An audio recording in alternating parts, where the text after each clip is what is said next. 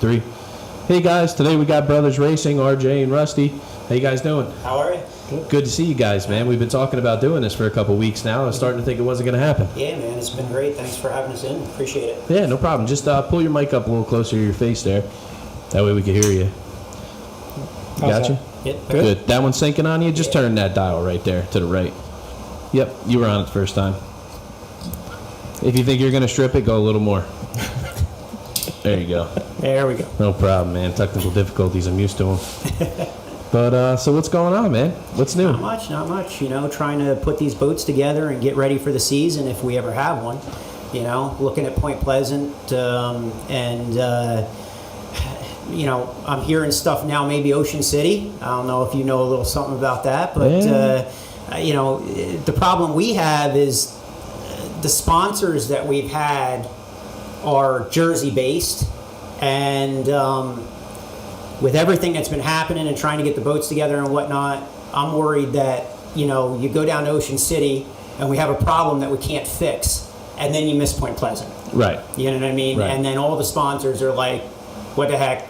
Right. You know, you told us this all about this Point Pleasant thing. Right. So, you know. I'm not 100% sure. I know we've been kicking around replacing Cocoa Beach with Ocean City, Right. which would be fantastic. I absolutely love that race. Have either of you guys ever been down there for that Oh, yeah, one? I've been down there to see it. Oh, okay. Yeah, that's just such a good time. It is. There's it's such a cool area. I can't believe it hasn't caught on to, you know, even the National 6 Race Series and all that. I don't know why they don't bring everything up. Why they don't bring more of the national stuff up here? I It's think real racing. I mean, we actually have waves. Yeah, well, and I think a lot of people just enjoy going south. Most of us are from up here, Right. So it's fun to go south, and I think that drives a lot of that. You know, the 6 Race Series being mostly, you know, down south. We have the Michigan run with Michigan City, and it's just tough. I mean, there's no replacement for palm trees and sandy beaches and umbrella drinks, and No, there's really It's true. not. it's hard, man. It's hard. true. I can tell you It's true. down at Inglewood, man, it's a really nice setup you got there. I sat at the bar for 3 days watching boats get dropped into the water, you know, right across the dock, and then you just walk a couple hundred yards and you're on the beach, and you know you're watching them race 100 yards offshore, and then in between races you literally just walk right back across the street and start drinking again. There's Inglewood, I think they didn't know it when they built it, but they built it for boat racing. Right. It's absolutely perfect. It is set up really, really well. It's tight. Everything's right there. Yeah, you know? it's tight, so you get that complaint from time to time that it's hard to get to the crane or it's hard to get to the fuel truck. But that's only because so many people love going there. I mean, everybody loves it, so nobody misses it. I mean, 74 boats last year. Yeah. That was the biggest race out of all of them, and it wasn't part of that 6 Race Series. No, it's a good setup, and there was a lot of boats last year. Yeah. Now, hopefully, what I'm hoping is Point Pleasant, if that ends up being the first race, I'm hoping that everybody that's jonesing like the rest of us shows up. Yeah. You know what I mean? And you just have boats everywhere. I would love that. That would be awesome. This town, I think, really, really needs it as well, because we're over 50 years of racing in Point Pleasant, and I think the last 10 to 15 of those were a little shoddy. You know, we either showed up with 20 boats or 55, 60 boats. It's crazy. We need to get a real show back in Point Pleasant to remind these people how cool this really is. I mean, Right. it's, you know, doing this podcast, I've had a lot of people on that talk about the Benihana. Like me and Jeremy had a whole long conversation prior to our podcast about the Benihana, and we were looking through some old pictures and stuff, and it is just so neat to remind yourself of what this used to be. Oh, and, yeah. and what it can still be. I mean, Point it's Pleasant used to be huge. yeah, and I'm thinking with so many people sitting home right now with all their, you know, stimulus money and unemployment money, and there's got to be more boat racers that are ready to go now than ever. Right. You know, I mean, there's no excuse. You had enough time, and most of us were essential or in, you know, some form of Right. essential. And I think it'll be good, man. I really do. I think you'll see the best turnout in a long time at the smaller race sites now. Yeah. You know, because a lot of guys are picking and choosing, you know, having fun, just being home. You know, Right. that's a lot of people are in a better headspace right now. I know I am. You know, by this point in the season, we would have already run Sarasota. Right. So well, and what was Sarasota and Point Pleasant? Yeah. Right, because Point Pleasant would have been And June 14th, right? and Lotto, Right. and so we would have been Cocoa Beach would have 3 been or run already, and Ozarks, right? The Ozarks race. yeah, Cocoa, Ozarks, Point, and Sarasota. We would have been 4 races deep already, Yeah.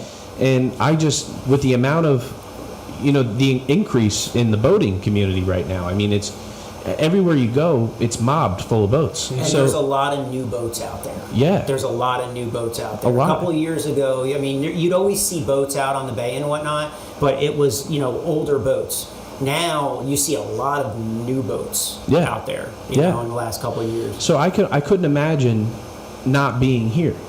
Like if we were on the road every other week racing, I don't know what the line of customers would look like around this building. So, like We would go around the building. Probably. yeah, oh yeah. And so I think that for a lot of us, it was nice to be home and be able to focus on your business for once and kind of have some fun with the family and maybe make a family reunion or something that we're never able to make.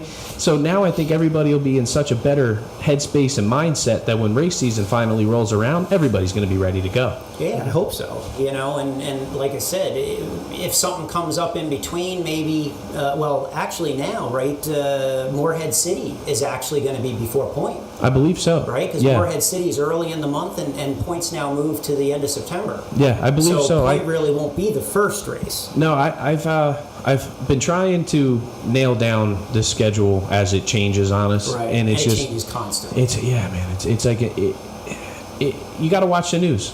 You gotta watch, you see the numbers go up in Florida. A Florida race is going to get shut down. Right. It's crazy, and I get so many calls. What are you guys doing? We're just doing what we can with what they give us. Right. There's no science to it. It's all done. The races were ready to go. The money was there. And we've already told all of our sponsorships too. We put a thing up on the page and everything that any of our sponsors that gave money this year and did anything for the boat this year, everything is going to roll over to next year. Whether or not they decide to responsor next year or not, it's going to roll over. It's the only fair thing to do. How many times I've called them and said, all right, Point is still on for June. Okay, it's been changed. Now it's August. Right, and they're like, all right, you said, yep, August. It should be August, no problem. All right, now it's September, and they're like, well, what's going on? Well, same thing's going on with boat racing is going on everywhere else. You know what I mean? We're trying to get a season together, but you can only do what the governor will let you do. Yeah, and I was sure. I was pretty much positive that Point was going to go for that August date, and we got the call from the NJPPC, who is our organizers here in Point Pleasant, and they had spoke to the mayor, and it just couldn't happen. Right. It's just there's too much logistically to take care of anymore with this virus. I mean, think about it. You can't even run a restaurant right now. Mm-hmm. Right. You can't. I mean, we have a restaurant here locally in the parking lot of our marina, and I watch them all the time. They're putting up specials and getting ready for the indoor dining to open up, and then like that. Yeah, it's which gone. was supposed to happen today? Today, right? It was yep. supposed to open today, and Yep. he was just like, "Yeah, no, And sorry." they're planning for a big 4th of July, and they're planning for everything to go right, and then in literally a heartbeat, it disappears. And it's what you're dealing with all the way up the food chain. I think the good news, though, for some of these ones like you guys have here that are outside now, supposedly today or tomorrow, he's supposed to sign another order that bumps up to 500 people or something, what you're Right. allowed to have outside. So hopefully what a lot of these places will do is, they'll just add more tables and chairs outside, Yeah. and they'll bump their capacity up so Yeah. that they can make money. Because, people don't get it. It's like, there's only a certain amount of months where some of these places can make their money. Yeah, I don't And know about they eating. count on it. I don't know about eating outside in December. Yeah. In New Right. Jersey. Yeah, Right. it's not a solution, No. and I don't blame anybody. I don't claim to have all the answers or think that I could come up with a better solution, but there's got to be something better than what we're doing right now. There's got to be. There's got to be. there's a Well, you lot know of- what? Look, as far as I'm concerned, listen, do whatever you want to do in Trenton. Let us go boat racing. Right, right. You know what I mean? That's it. Just let us have one. And it's not, and with boat racing, we had a plan even back when this was rampant. I mean, we had a plan that was ready to rock and roll. I mean, you wouldn't have to talk or see any of us if you didn't want to. It was all going to be done prior. The only obstacles we had were the necessary things like the driver's meeting, your physicals, stuff like that. But we had people that were ready and willing with a plan in place, and we could have went. So now with the numbers basically flatlined or decreasing in most places, I mean, you have like your situations like Arizona or Florida, Right. or where you're seeing an increase, but you have to wonder how much of that is related to an increase in testing. Well, that's the thing, right? I mean, they're testing, from what I understand, like 5-fold what they were testing before. Well, if you're doing that, right, the numbers are going to go up. Well, and especially if you're operating with the original mindset of most of these people were asymptomatic. Right. So, of course you're going to be seeing an increase in numbers because people never even knew they had it. Exactly. And I just think that... I've also understood that they're now taking, the people that have had it, that have antibodies and whatnot, if you test positive, they're putting that into the numbers. Right. And, I mean, okay, that doesn't count as a spike. Yeah, If, you don't get to count twice. Right, exactly. My thing is, how bad are people getting it currently as well? I mean, with most viruses, I'm no doctor, but as time progresses, the virus gets weaker and weaker throughout time. So, maybe 2 months ago, we had 300-400 people dying a day. Now you have, say, 30 or 40. So at that point, it's like, well, sadly, some people are going to die from it. But if you have more people catching it like a cold, but like you said, asymptomatic or only have certain symptoms, but they survive, it is what it is. You can't count that in the numbers. Yeah. Right. You know what I mean? Well, and I think that there comes a time for the conversation, which is incredibly touchy, of what's, a necessary risk. Right.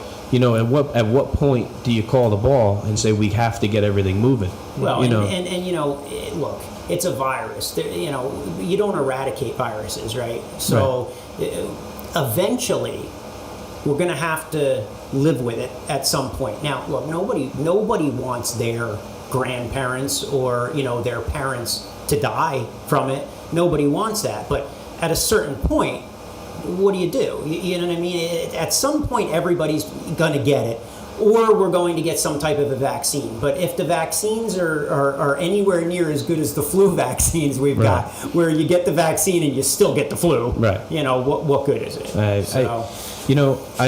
just mom, let us race. Exactly, and we took it pretty serious. I talk about it now, with a much more relaxed position. But my mom had just beat breast cancer as this was coming out. And so when they were talking about the immunocompromised, that is a big thing. For us, it was huge. This place was shut down for 3 months. We closed the gates. It was work by phone only. You had to call, and we would do the work and leave it out back, and you call with a number. Yeah, we did the same thing. Yeah. We did the same thing. Leave everything outside. We pull it in. Do whatever we got to do. It goes back outside. We tried to work as far away from the customer as absolutely possible. But in the grand scheme of things, with you, and maybe a little different for us because you're actually getting into an aircraft, but you're still now getting into what they were just in. Right. So, and we're not, you're not going through and totally cleansing everything down. Right. But, nobody that we know of got it, and if we did, then it wasn't that bad. Right. You know what I mean? But for some people, it's not. Right. But like I said, nobody wants their parents or their grandparents or whatever to die. Nobody wants to see that. But I do think that people are in a spot now, like us, where we did everything you asked us to do. Exactly. And we're continuing to do everything you've asked us to do. But the nonsense has to stop. Right. I agree. Completely agree. Let's just, I get it. I get the, the politicizing of this and that. But let's just take a step back and reel this thing back in and take it for what it is and move forward. It didn't have to. I don't think that it had to completely destroy economies the way that it did. No. It really didn't. And could we have run races? Yeah. I completely agree with what you said. There could have been races run already, and that would have been great for the local shops and whatnot. That's another thing that I don't know that people completely realize, that when you shut down these races, you're shutting down a lot of people that are going to be coming in to not just watch the boat races, but to use the shops and the stores and everything else, and it brings an influx of money. Yeah, for not a lot of money to buy into. Right.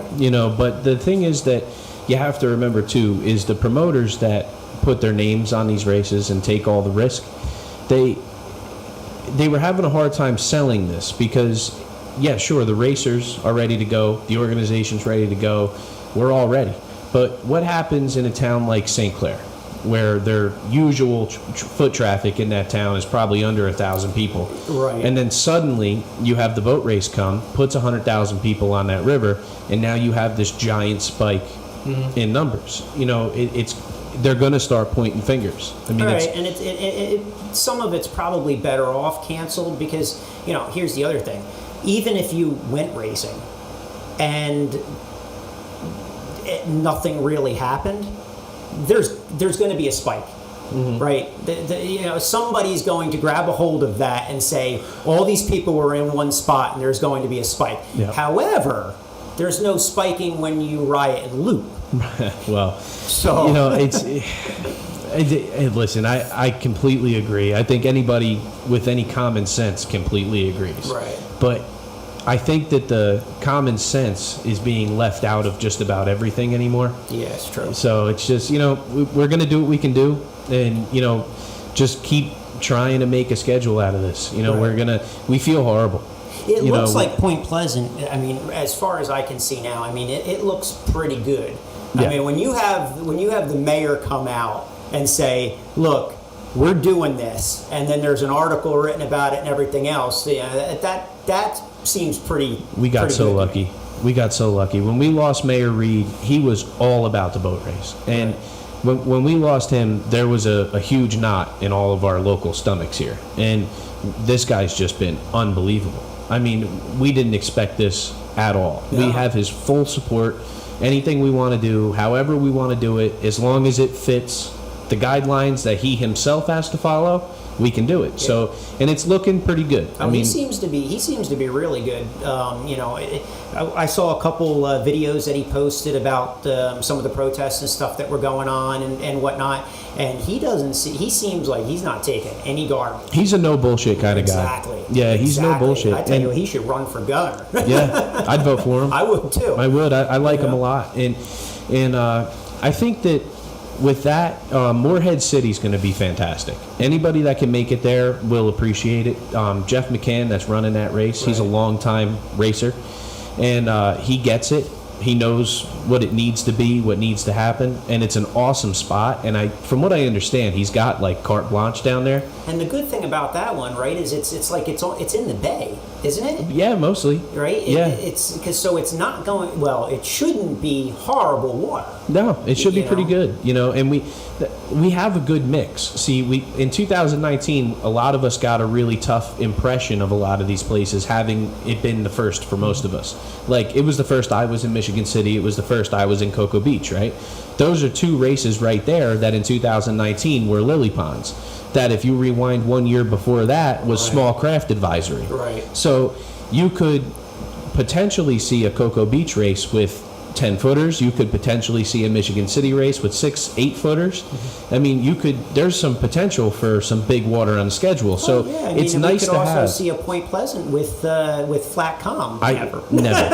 I can guarantee you right now, anybody coming to Point Pleasant in September is gonna get some big water. Well, it's gonna happen. That was the other thing. When I saw the move, well, first of all, when we saw the move from June to August, I was telling my brother, I'm like, Point Pleasant in August? You don't know what you're going to get. You don't know what you're going to get. Could be either way. But then when it was moved to September, I'm like, it's going to be big water. There's going to be a nor'easter that comes through at some point. Yeah, you can never just have a nice Point Pleasant day. Right. It's always crazy, right. So I'm excited for that, and I think that it's good that we have races like Moorhead, like Fort Myers, that offer you a nice kind of enjoyable race course, Right. So it's good. You kind of got the best of both worlds still on the schedule. If we manage to replace Cocoa with Ocean City, that's another phenomenal event. That's not a ham and egg event. That's a good tried and true event, Right. And so I'm And the way that confident. event's set up in the past has always been really good Oh, because it's you got fantastic. the hotels right there. It always seems like a great setup. Well, and know? most guys know Phil Houck from Bull on the Beach by now, and he is pretty much the driving force behind Oh, is the he? Ocean City race. Oh, Yeah, okay. and so he gets it. He's a Yeah. racer. He knows where it has to be, how it has to be. And then, see, those always seem to be the best races. Yeah. Right? The Yep. ones that are set up by racers. I was just talking with Mark and Henderson, and he asked me if I wanted to get involved with a Barnegat Bay race. Try to Right. put a Barnegat Bay race together next year. I said, yeah, I mean, if I can help out, definitely. You know, that's how we grew up. You Right. know, we grew up in Bayville in the summers, and you know, you go out, you watch the races. We grew up in Cedar Creek watching the Garvey races, watching the Jersey skiffs and whatnot. No shit. Oh yeah, that's what got us into it. And then when a close friend of the family, Artie Kohler, bought or built Fast Company, and we grew up. We were small when he built that boat. 80s. Right? He got it in 87 or 88 was the first time in the water. Yeah, so I mean, he was younger, but I couldn't I have was, been 7, you were like 10 or 12 or 10, something. yeah, something like that. Small. But I remember, if you guys go out and you wax the deck, we'll take you for a ride. Right. You know what I mean? I remember sliding right off the deck, too. Washing the boat right in the water. because it'd be in the water there, and all the adults are up there, partying or whatever. We're waxing the boat just to try to get that ride, Right. And we followed him all the way through. We racing B class and then racing C class and Key West and the whole bit. We have that racing background, and then even after that, we have always followed it. The problem always has been is the boats that we had would have been fine class 6 boats now, class 7 boats now, but that wasn't available at the time, right? What were you going to run? Maybe class A. If I would have taken one of the boats that I built out in class A, it was 1 Point Pleasant race, and that would have been the end of the boat. Yeah. You know what I mean? You can't take a pleasure boat and try to bring it out there and put it in Point Pleasant. And that was a hell of a person to latch on to.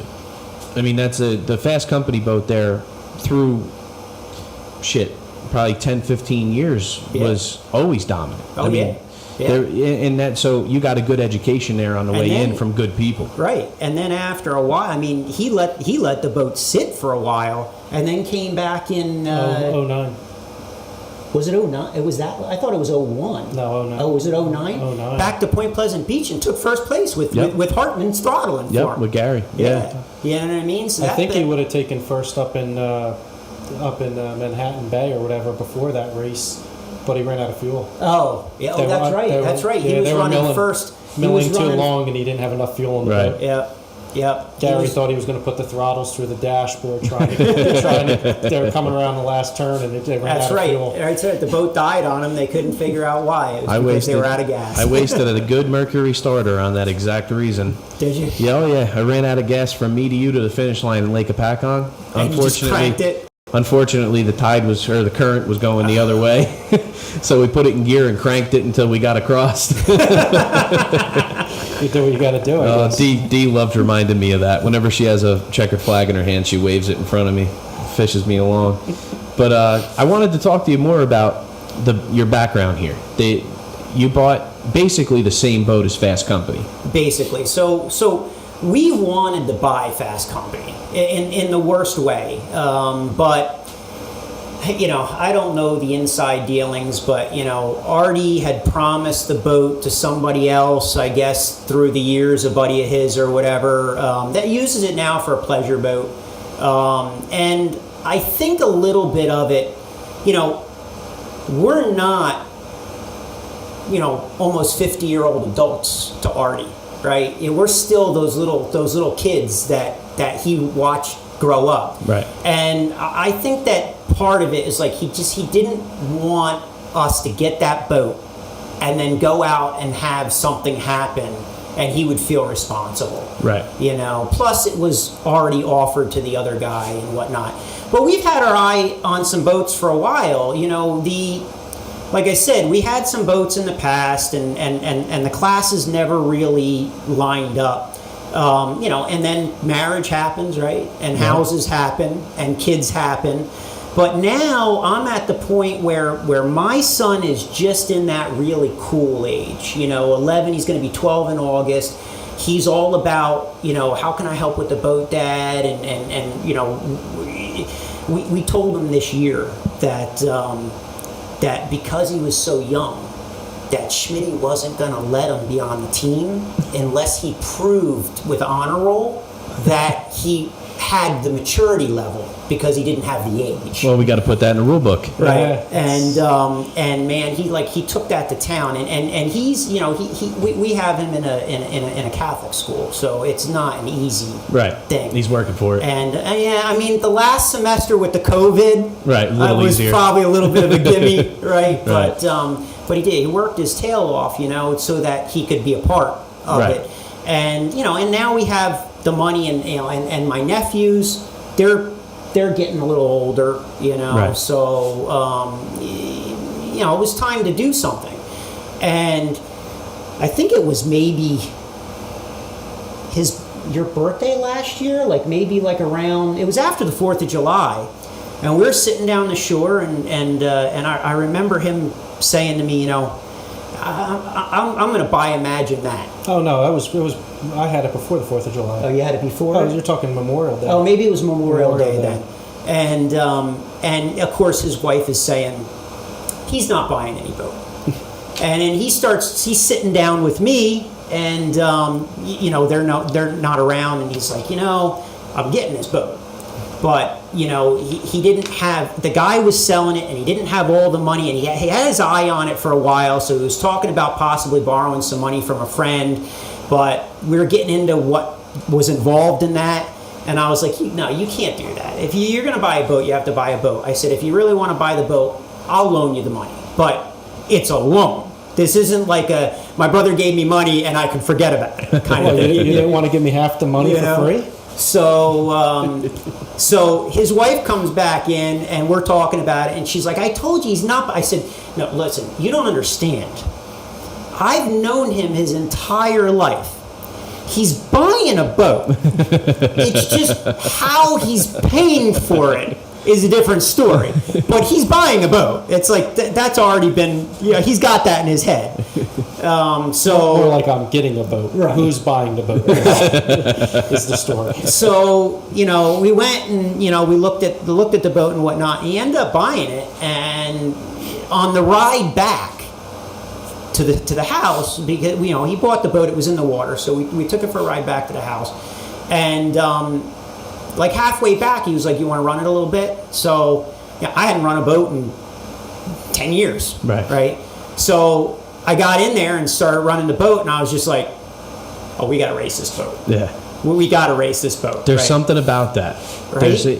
I don't care who you are, from what walk of life, from what you do for a day job, it doesn't matter. When you get in a race boat, or a boat that needs to be a race boat, there's a lot of those too. And this was an all-out race boat, right? It was a race boat that they just put a back seat in so they could call it a pleasure boat. Right. But no cabin. You know, it's just all bulkheaded out. It's a race boat. Yeah. There's nothing like a machine that was made to race. Right.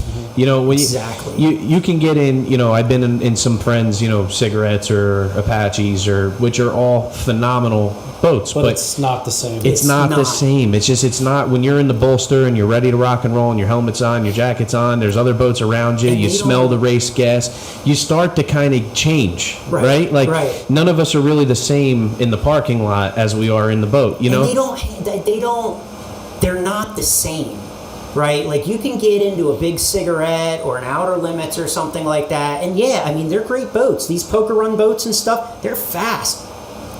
It doesn't have the throttle response.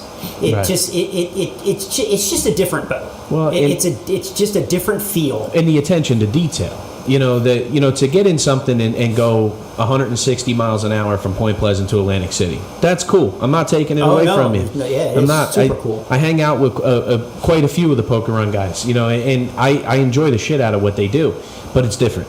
It is. It's different. You pull it out, you clean the bottom, you get it waxed up so it looks pretty for the pictures, and meanwhile we're at home sanding the strakes back straight. We're getting them all sharpened up, and it's just a different animal, and all the race boats only look good from 4 feet away. Of course, yeah. You get up close to it, it's like, wow. Well, that's going to be the nice thing with social distancing. Everybody's going to think we got nice shit. That's right. Your boat might look good at 4 feet away. Most of the ones I see is more about 25. Well, we're not quite there yet. If it was up to Murphy, we would be. That's right.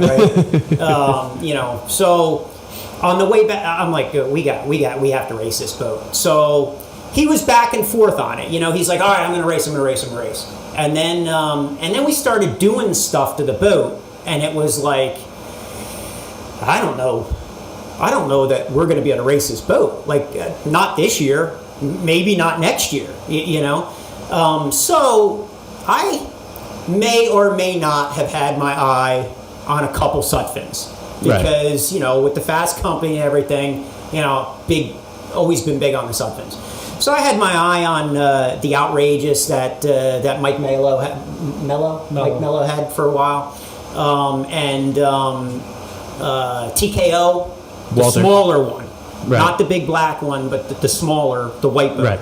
I know that boat very well. Class, and that boat supposedly was never actually for sale. No, I don't think it was. They put it for sale, but I think it went back to the original owner. Is it still Walters? I don't know who has it. All I know is I looked into getting it, and it was just a big circle, and then someone had told me it was listed for sale, but try to buy it. If Walter still owned it, I could understand. We actually the Viper raced that boat in particular a number of times, and it was one of the only ones over the years that would turn with this one. Right. And unbelievable. That little Sutphin ran. Yeah. I mean, ran. It did. It was a monster. I was really, really, really interested in that boat, but you can be interested all you want. If you can't buy it, you can't buy it.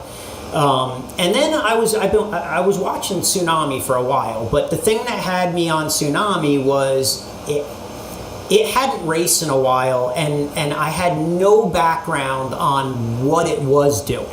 Like all these other boats, you can go on YouTube and you can see them running around. Right. But Tsunami, the last videos were on there was after they completely re-rigged it and they put the EFI 500s in it, which was years ago. Right. Which would have been Lizzo? No, that was the Bradleys had it completely re-rigged by Ritchie, right? So that they could run factory class, and then it got sold because I've been talking with Rob a lot, so he sold it to somebody, and I don't know the name, but he sold it to someone who was supposed to race the boat with his wife. But something happened. One of them got cancer or something, and it didn't happen. Right. So the boat sat for 6 months, and then the Klitzes bought it, Dan Klitz, and they went through and they pulled everything. They pulled everything out of the boat, and had it powder coated, and all the stuff freshened up on it. They had the boat for a while, and then that was the hard part. Trying to find out where it went from there. Right. But it was sold to a guy named Dan, right? From Inland Marine in Mass.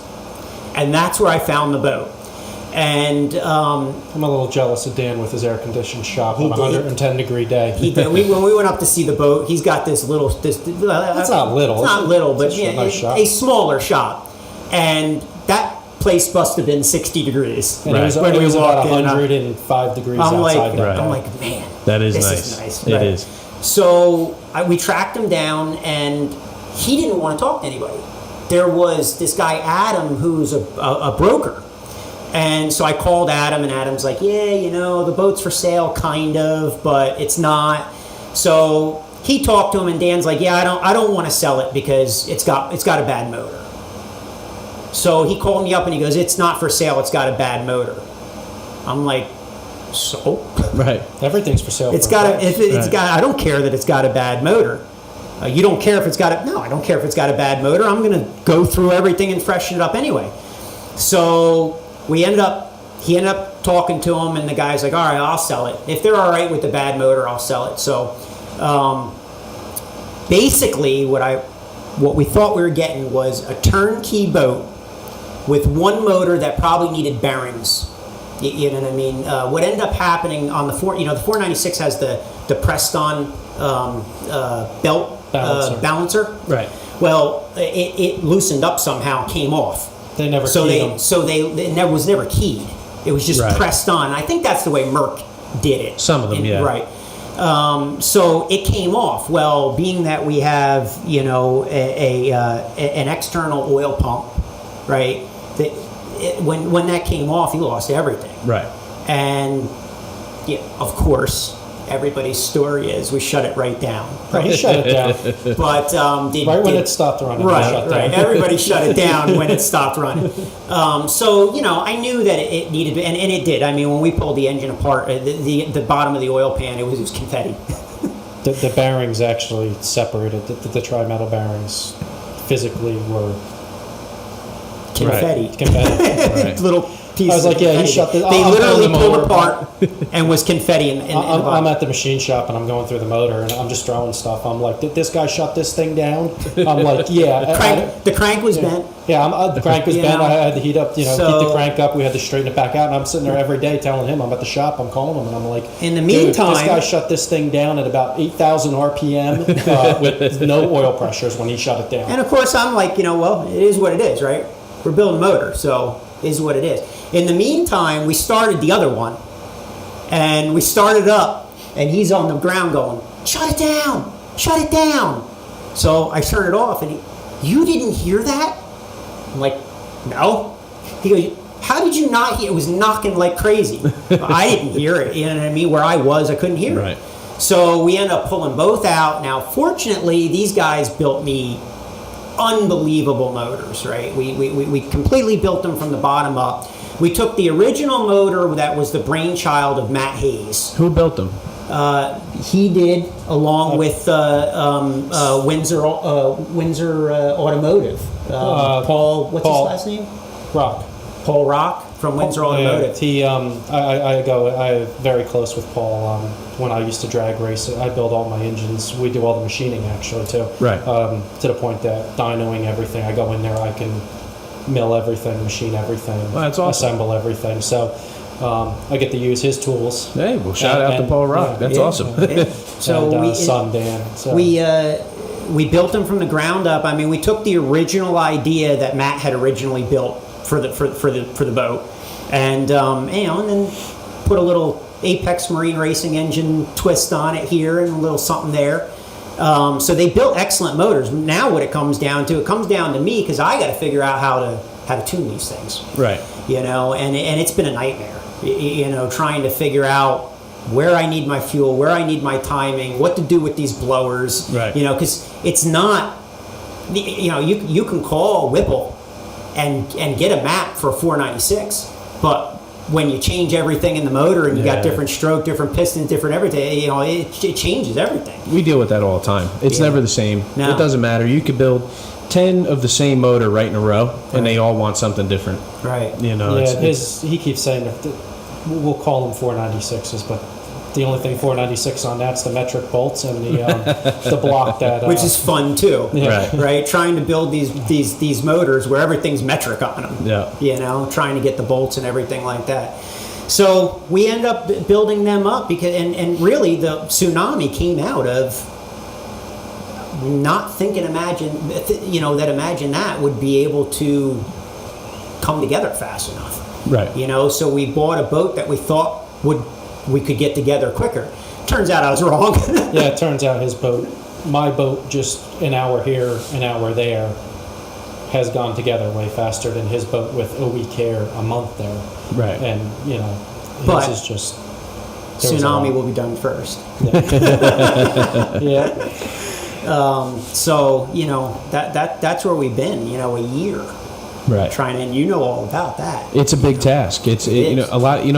It's one thing when you're starting with a boat that has all the holes in it already. Yeah. It's another thing when you start to re-rig and change things, and you're not just bolting shit back together. Well, and that's the whole thing, right? The Tsunami probably would have come back together a lot faster if we left it the way that it was, Right. but we didn't, right? Right. You change one thing, you put a drive guardian on it, now you can't use the same drive shaft. Now you got to get that IMCO extent, you know what I mean? Right. Because we had the drive shafts in there. It was coupled right to the To the bell housing. right to the bell housing. We had to make So- all new motor plates. So We had all to that weld has to go everything away, in, right? realign everything. And then the because- motor plates have to go, because with those other shafts, it was lined up good enough for those shafts. Right. It wasn't lined up good enough Nope. for that long IMCO shaft Yeah. to try to make it into that They don't drive like guardian. They don't like the bend. Yeah, he put it in and goes to slide it in, and he's like, "How close is it?" I'm like, "It might go in the other motor." So then we end up pulling the motors, and I have to fabricate all new motor mounts and everything. It was just one thing after another. But it's almost there, and we're getting ready to wet test it. Maybe tomorrow. Right. We'll see. So we got our fingers crossed, and we want to get it out for the next race. Now we were thinking the next race was going to be Point, and a lot of our sponsors are, they were based on the fact that we were going to race in New Jersey.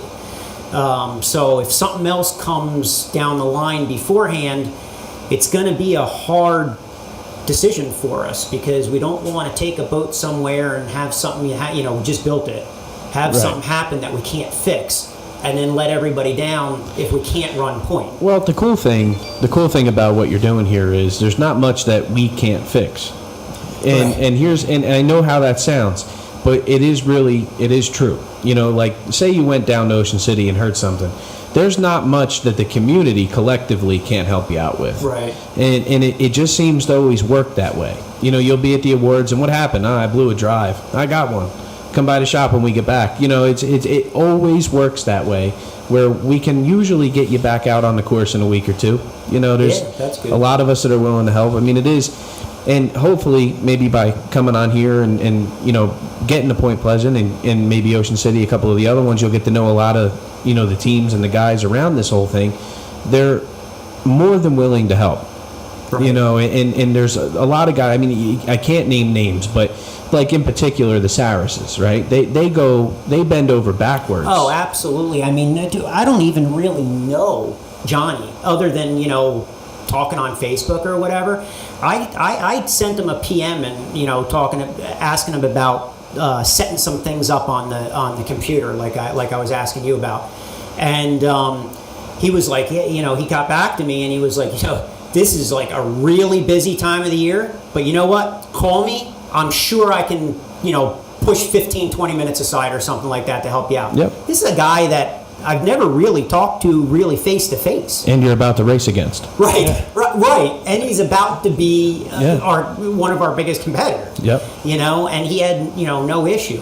I haven't been able to make the phone call yet, but I may have to. But Yeah. that was it was unbelievable of him. And we cannot be on the podcast, right, without talking about Mark Henderson, right, Jay. has been unbelievable. Jay Waltman. Unbelievable. I mean, Kyle too, Kyle, even Kyle. Anything any questions that we had, and jumping into a class 4, even though it's a bracket class, jumping into a class 4 race boat, it's expensive. Oh, yeah. And like everybody has said, you have to play within a budget, and on a class 4 race boat, you're talking about a 6-digit budget. Oh yeah. You know what I mean? To try to run that boat, especially when you're trying to put it together. Yeah. Well, I mean, I thought I could do it for like 30 or 40,000. Yeah. I didn't realize that was like 30 or 40,000 after. Well, and it the gets a first- little tough. You clear class 5 there into class 4, and you suddenly are dealing with twin engine boats. Right. So immediately your cost doubles. Oh, and I'm already thinking, like I was talking to you about, I'm already thinking, look, let's say we get into class 4 and we do really well. What do we go to? Right? And I keep telling him, whatever we go to, which will probably be Super V Light, and he's like, why? Because there's one engine. Right. Well, and one pretty bulletproof engine. Right. That is a nice part. The spec classes do have a much bigger buy-in. I mean, it is what it is. It is, yeah. It's a bigger initial bite. But you're maintaining a pretty simple program. Right. You know, as long as you play by the rules. Well, Mercury made a hell of an engine when they came out with that 525. They hit everything on the head. Yeah. I mean, it's just the 525 is, I wouldn't change anything. No, but the big question is why don't they want to make it anymore?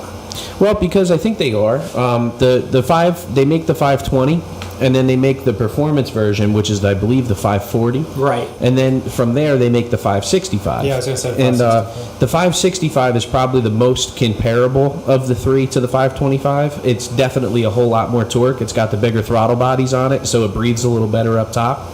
But for all intents and purposes, it's the same idea as the 525. Right. So they're still somewhat making the 525. They're just a little more updated. I mean, if you think about it, how long's the 525 been out? 20 years? Well, yeah, right. 2000, 2001, right? Yeah, I mean, Something like that. it's somewhere around 20 years. So it was time. It was time to come out with something else. Yeah, but now what do you do? Well, I think What do you do in the spec class, right? I Well- mean, does everybody go into a new motor? that's kind of the hot button anymore. We all tiptoe around that question because it starts too much drama between the two classes. But the truth is, the two classes do need to. And I talk like, everybody knows what I'm talking about. There's two classes. You have Pro Stock V and you have V Extreme, I think they're called, Super V Extreme, or is that Instigator Super and V Lily? Light, Extreme- there's Extreme V. I make my own names. Extreme up for 'em. V, I don't know. It's something like that. All the classes are posted on the OPA website, but you have basically 30-foot to 32-foot Phantoms or single to twin engine or single to twin step V bottoms in the Extreme class, which is the only difference is a carbureted motor. So it's basically the 525 with a carburetor. Right. And they were spinning a whole lot more RPM, and they changed about a year ago or 2 years ago.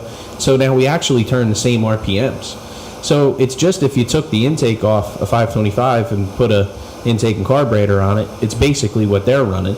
So why can't we come up with some way to get even here? Well, they're going to, right? What's going to end up happening is you're not going to be able to get the 525s anymore. You're not going to be able to have a sealed motor, I would Right. imagine. You have to have a sealed motor, right, for the class. Yeah, well, the rules now as they stand are that if you do any modification, repair, simple maintenance, whatever, to where you broke one of those seals, it has to come here to be resealed. Okay. And before we reseal it, we dyno it to make sure it makes the right baseline horsepower. And there's a gray area there of, I think it's 10 horse in either direction of the baseline. And then we seal it with our own seals. So we've gotten around it. The problem is I've seen this too many times where when you start to take a motor that made a whole lot of sense and you start to add things that make sense for certain people, Right. it starts to kind of make it a little screwy, where it's hard to trust that we all have the same motor, right? And we're not there yet. I think that's years down the road. Where we are right now, we have a great group of guys in that class that I would trust with my life, let alone to cheat against me, Right. So I think we're okay right now, but it's coming. That time's coming where rebuilds are going to be ridiculous. You can't get these OEM parts anymore. You can't get this crank, these rods. You can't, and so now you're going to have to start working around it. Whereas if you just bite the bullet and decide on a new package, Right. we're Then everybody okay. just goes right into Well- that, and then you can pull all those boats together. Right, and the 525 performed so well for so many years that you could still you could still sell a 525 right now for $10,000 to $20,000 depending on the condition it's in. So when you're considering what you could get for the motor that's in the boat, and if Mercury would come around and work with us on a new engine package to maybe make it a little more cost effective for 20 teams to switch to your motor, well then we're in the ball game. Right. Right? Whereas maybe you didn't buy 2 new sets of wheels, you saved that money and you bought the new engine, and I think that day's coming. And then you have a situation where Super V Light looks a lot like Super Stock or Super Cat, where you're going out there with 16, 17 boats, which would be awesome. that'd be unbelievable, man. Because it's to me, that's the blue collar Super Cat.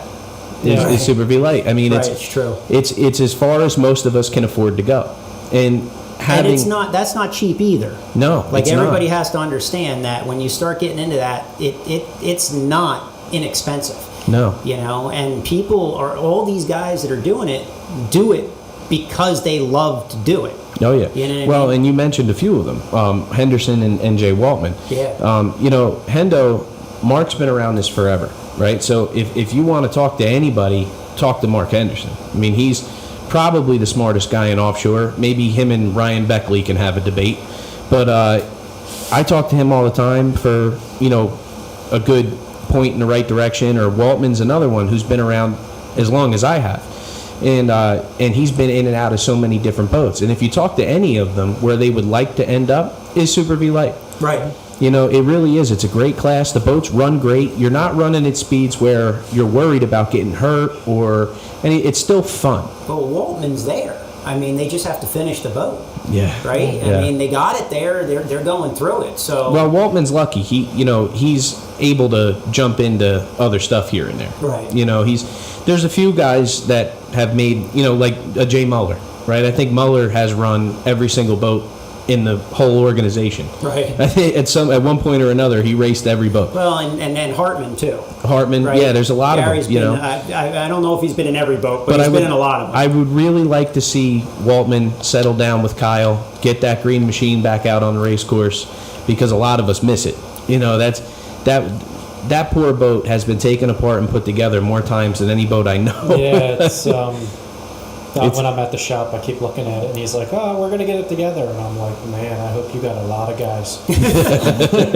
Well, like he says, he keeps saying, once you get on it, it'll go together fast. Well, and what happens is what you see there is how I called it the blue collar supercat, right? Mm-hmm. It's not. We're not talking about we got to pay Sterling an extra $30,000 to give me these rings, or I gotta, do this or that. You go home, you take the boat apart, and you find where you could save a little weight, or where you could maybe fix a little spot on the bottom. Well, or look at Pap, right? It's all about he's reinventing the wheel. Yeah, but it's all about how hard you want to work. He's reinventing the wheel. Seriously. Yeah. He's reinventing the whole helm. Yeah. Lowering it down in the bottom of the boat and all kinds of other stuff. Done carbon fiber. But some guys will look at Steve and say, why go through all that to gain a half a mile an hour?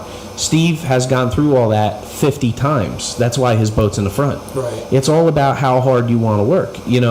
Look at Britt Lilly. I don't think anybody outworks his team. No. It's that's the cool part about Super V Light to me. It's not that your pocket's bigger than my pocket. It's who wants to work. Right. And just the parts are all the same, and that's one thing Jay told me when I was telling him that my brother was looking into doing it next year or the year after, and he's like testing. He's like, you got to be out there every week testing that boat and moving things, because he's like, if you're not testing, you're never going to win. No. Oh, there's all kinds of little things you can do. When Jay was showing me this, the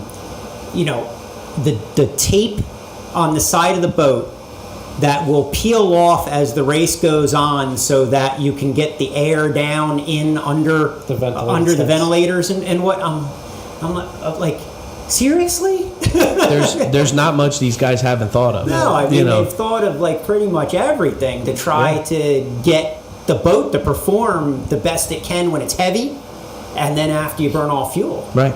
So it blew my mind even at Inglewood. Like I said, I'm sitting at the bar and I'm watching them come over with sandbags and stuff. And, they're over there in, I think it was Typhoon, and I'm watching them take sandbags and they're just throwing them up into the bow of the boat. And then all of a sudden he's like, nope, this is too much. And I see him pull a half of one out, and he's like dumping sand out. Yep. And I'm sitting there, how much beer have I had to drink at this bar? Are they putting sandbags in the boat? Yeah. I mean, I know, but like down to like, I was waiting to see scales come out and then sit there and be like, wait. And you guys have to keep those boats within a certain weight, right? Well, over a minimum of, I believe it's 200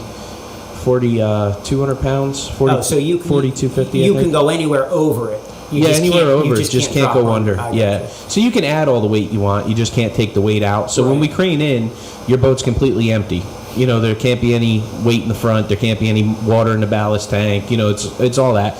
Once it goes in and it's at the right weight, and usually it'll be, say, 45 pounds over, because of the fuel. Right. And then when you come in, you're usually right on that weight number. You can add all you want. So you could throw sandbags up in the front. You could do any of that. You just can't take away after you've weighed in. I got you. But it's super critical. It is. And even down to the wheel. Yep. Right? It's even like they have a trailer filled with wheels. Right. And he'll actually go out there, watch the race before, and decide right there what wheel they're going to put on the boat. Yep. And because if you're off a little bit, The race is won and lost by one pitch. right? That's it. I mean, it's set up. It's everything. That's why, like, And those wheels aren't cheap either. no, Yeah. no, they're not. You know, and that's why, like, I laugh. You go on Powerboat Swap Shop, somebody puts up a 5-blade Hydromotive. Click on the comments. It's all racers. It's the whole Super V light class Right. arguing with each other over who's going to buy this one. You know, it's and you don't even know if it's any good. Yeah, I was just gonna say. Right. But it might be. That's the gamble we take. A lot, you know. Look at, I think Dante with the Showtime boat is still selling left-hand herrings. You know, trying to get rid of them. Maybe just props he tried. You know, And well, luckily, if it's another racer, at least you know. But how many props are out there that there's no props even for sale? I got roped into one of it. I tried to buy a pair of labbed props from a guy. It was a great price. There was never any props. right. It was all a big scam. Right. You know what I mean? Luckily, we made out and we got our money back. But you know, you gotta be careful about that stuff too, because if you try to go buy these lab props brand new, big money. Yeah, big money. Big and, money. and you can't trust everybody on that Facebook. No. It's, you know, but No, you can't. it is pretty funny, man. And I do hope that Super V Light comes together. But one class that is 100% coming together is your class. Right. So I wanted to get back to that. You have probably one of the strongest bracket classes of the whole fleet this year. I mean, it's Inglewood. There was, I think, 12 Class 4 boats total, which is more than we've ever seen. Yeah, that's a lot of boats. I don't think I've ever been around for a 10-boat Class 4 start. You know, so that's awesome to see. And now with the addition of you guys and a couple of other new teams like Mark Robbins and I can't think of his name Nate. right now. Oh, wait. Nate Yeah, with Predator, which he was running low profile before, but now with Predator coming in, I mean, you have a strong, consistent fleet in Class 4, which we haven't seen in a long time. Right. So you got to be excited for that. I mean, Yeah. I mean, look, if I wanted to go out and run in a circle against myself for a checkered flag, I could go buy a checkered flag and run around the bay in a circle. Right. Right? When you come out to race, you want to come out to race. We could go to Key And- West and do the same too. Well, this is true. I didn't say that out loud. That's all right. But it's great.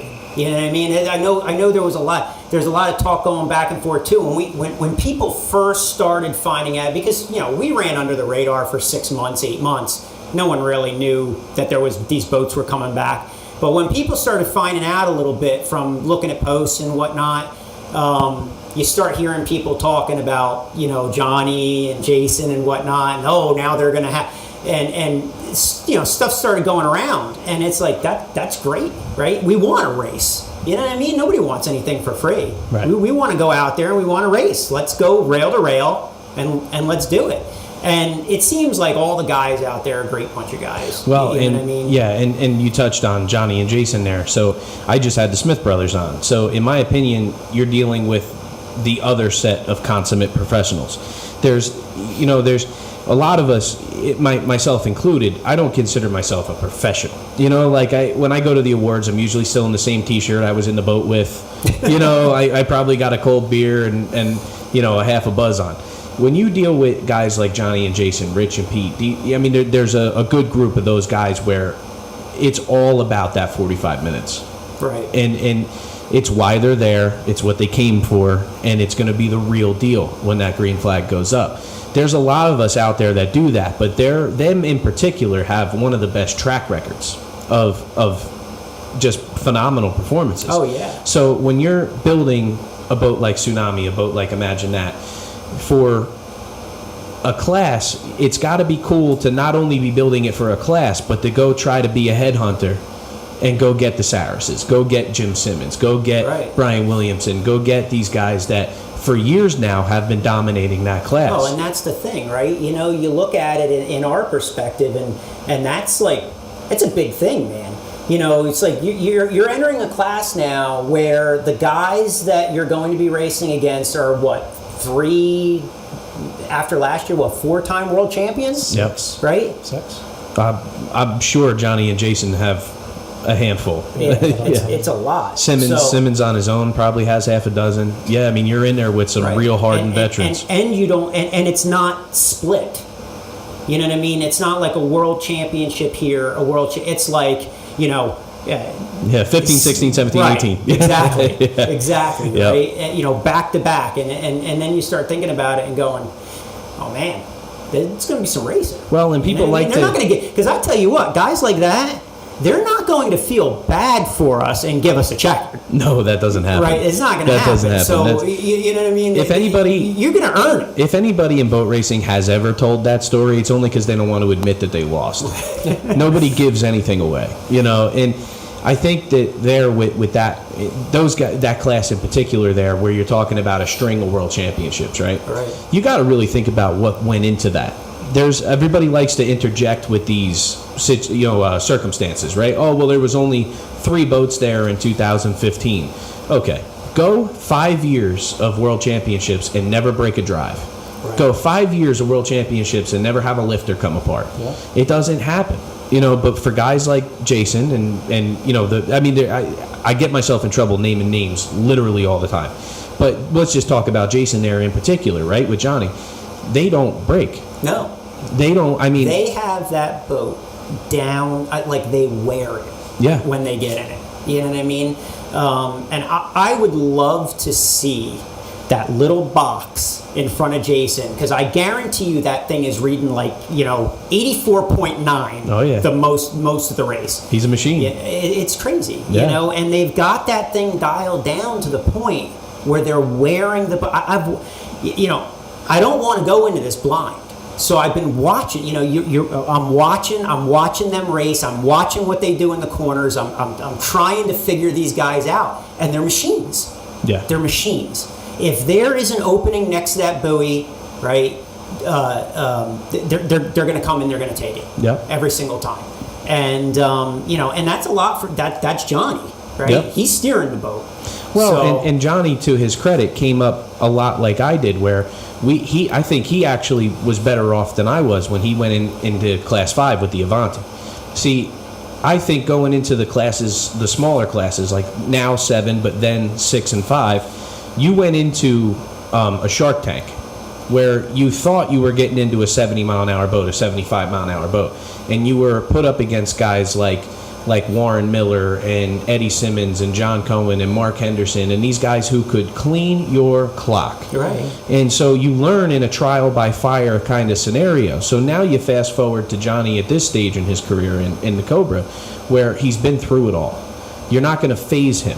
You're not going to get close to him and scare him. Right. You're not going to, threaten to shut the door. Either do it or don't, because you ain't scaring me. No. You know what I mean? Yeah, and he's the same way. So to me, it's so cool for you. You're in a particular position here where you guys are going to go take on, in my opinion, the best there is. Yeah. And so I'm elated at that for you guys, and in the right boat. In the right. Well, and that's the thing, right? That's the thing. Everybody says 85-mile-an-hour class, 85, but it's not 85-mile-an-hour class. That boat needs to do 85 miles an hour in 5-footers. Yep. You know what I mean? As easy as it does it in the lake. Right. Yeah. And so you're not looking at an 85-mile-an-hour boat. You're looking at a 95 to 100-mile-an-hour boat. Right. You know what I mean? To try to be able to do that consistently. Like you had said one time in one of the podcasts, it's like, look, anybody can take their 85 or 90-mile-an-hour boat from Tice's Shoals and go running it down the bay and tell you how fast it is. Do it when you can't lift. Yeah, it's everything. You know what I mean? It changes everything. And that you're coming into a peg, side by side, and one guy's got to take it. And I tell you what, those guys, those sirens, they're machines. Right. You know what I mean? And they're not going to give it to you. No. So it's going to be a blast. It's awesome. It's going to be a blast. And they got a great boat. And that's one of the reasons why I was looking at the Sutphins.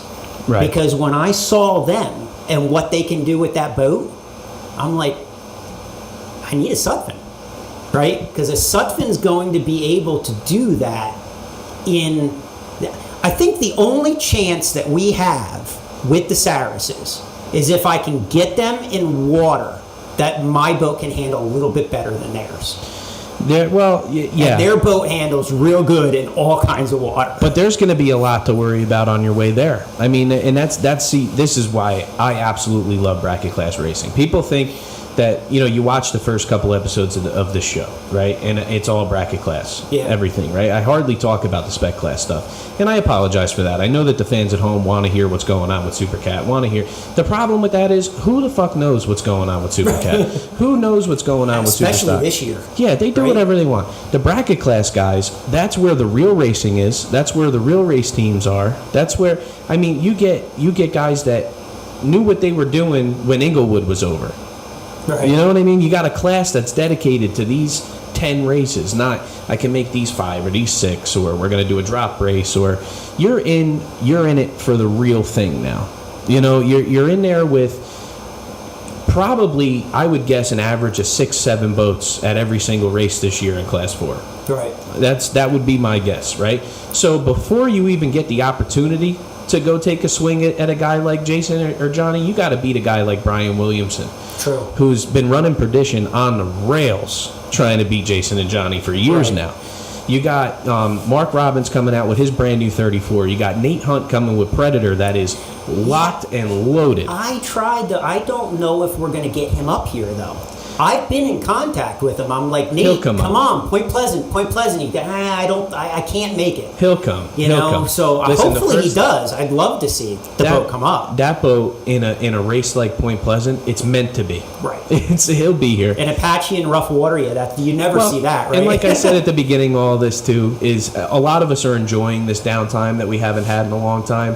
Once the race season really kicks off, all these guys that are saying I can't make this one or can't make that one, you make it work. Right. They'll be there. I do that myself. I can't go to this one, I can't go to that one. I'm always there. And I think that this year we have even a better chance too, right? Because there isn't going to be a bunch of races, so you don't get to pick and choose. You're going to have to go, if you want to race, you're going to have to go to whatever race is available. Right. You know what I mean? And hopefully we can get that number expanded.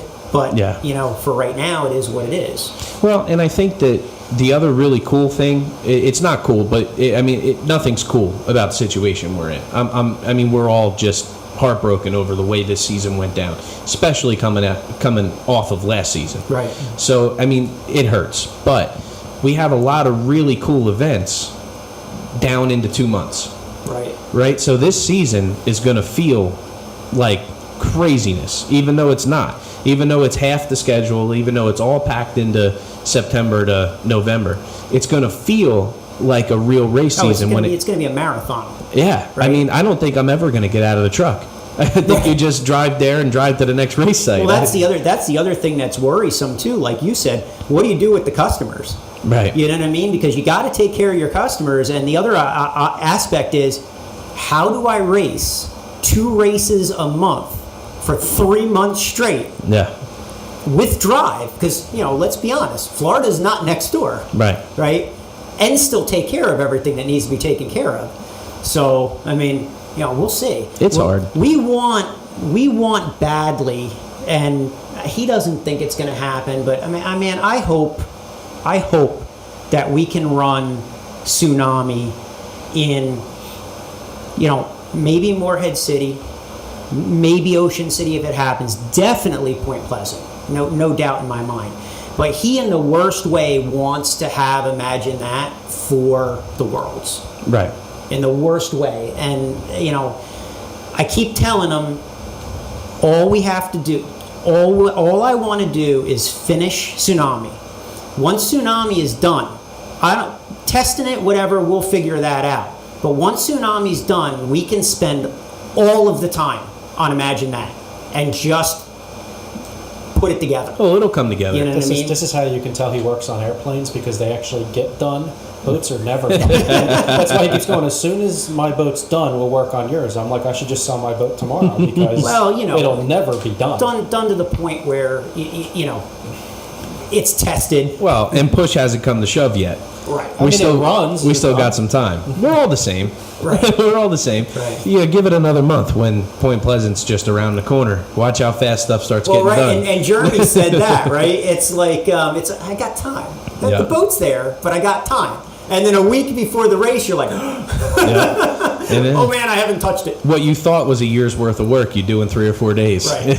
It's crazy. Well, I did that to him though, because he was after me all winter, and he's like, "We got to get the boat started. We got to get it done. You know, it's in the shop." And I'm like, your boat was already running, man. We just got to put No, we got plenty of time. That's all I heard. So I'm building the motors, and I'm like, all right, the motors will be done, and I dynoed them, and I'm like, all right, they didn't come apart on the dyno, so they're good in my book. Well, you know, Right. Christmas comes, and we'll get there. Yep. And New Year's comes. No problem. Oh, I know No all about it, problem. man. You know? Then I lower the motors in, and nothing lines up, and the Yep. shafts are off by 1.5 inches, and the drives are wrong. Yep. It's It's always some been- kind of headache. It's been. I mean, I tell you, it's been a learning curve, and this is coming from, you know, we don't not know what we're doing. You know what I mean? We've been running boats since, you know, we could. Our parents bought our first boat. I think he might have been 5 or 6, and we had a 14-foot, you know, aluminum boat with a 4 horsepower motor on the back of it, whatnot. And then we moved up there, and we got a 14-foot Bayliner, you know, with a 50 horse on the back and whatnot. And we're out running that around at 14 years old. Right. You know, so we grew up with boats. We grew up working on them, fixing them, and whatnot. But I tell you, this has been. It's Yeah. a learning curve. But, Yeah. but the joke of the whole situation about everything from the beginning was a very close friend of mine that'll probably drive Imagine That at the Worlds bought a 21-foot Hustler, and he goes, "We're going to run this, race it." And I took it out with him, and it was like November, and I'm like, "Dude, this isn't a race boat." I'm like, "What are you talking about?" He's like, "Oh, the OPA, there's this OPA." This is back, 2002, 2003. It could have been 5, somewhere in there. Right. And he's telling me, my buddy Steve, he's like, "Listen, you know, we're going to race this thing." And I take it out in the bay. I'm like, "I'm going to have no kidneys left. You can't race this thing with it." He's got a 250 Merc on the back. He's like, "I'm telling you." I think Henderson ended That's up how buying I the boat. met Mark Henderson. Yeah. It wasn't, he didn't buy it, it was his friend. To race it. He comes down Right. to race it, and they buy it, get the money, and I'm looking at my buddy, and I'm like, "Dude, that thing's going to sink in the first race." I do believe they're still racing that boat right I think now. they are. They've That been Blue racing Hustler? the Blue Hustler that's blue and like cream, that they're still racing it to this day out there. One of Mark's buddies. And then I go out and Trying to buy think of the a 24-foot super boat, and I build that. I'm like, "I'm going to race this," and then everyone's looking at me like, "You're going to die if you race this." I turned around and sold that. That would raced have been a good. That would have been that would have been a good Class 6 boat. So Yeah. every time I 24 build these feet. boats, I keep thinking in my head, I'm like, it's just not really race worthy. And then someone buys it and races it, and I'm Right. like, I give Well, up. Imagine That is definitely a boat to race. Now, what is Imagine That? It's a Viper, a Tempest It's a Viper. Tempest It is a 32 same as was up. Right. Yeah. Same boat. Same bottom. So yes, well, I think it's the same. We've been back and forth about that, but I'm looking I at the don't know if. Imagine That may even have been in that same run of boats that your boat. Or no, your boat's older. It's older. Yeah, no, It's a the Viper. 70-something. The Viper doesn't have a make attached to it. It's just a Viper. Right. They're the Tempest, the Viper, the Sutphin. There was a million of them that got copied there in a short amount of time. But they are 2 different boats, but the same bottom. Right. So I do know that boat very well and how it runs. It's a fantastic boat. And just to clarify, too, we went quite a while here without talking about it. But if you haven't put together so far, Tsunami's a 34 Sutphin. And it is a 34 outrageous. Okay, Yep. yeah, outrageous. So just a little clarification there. That's 2 barnstormers for Class 4. Yeah, absolutely. Absolutely. I mean, well, Fast Company was a 34.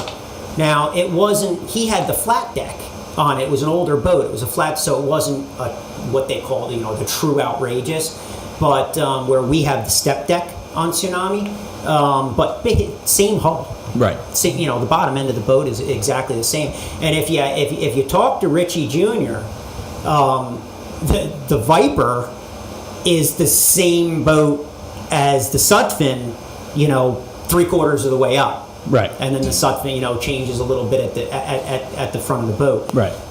And I think that the only difference there is the lifting straights on the Sutphin carry all the way to the deck, don't they? Correct. Yep, they carry all the way up, and the Sutphin is wider. It's wider up. It stays wider longer.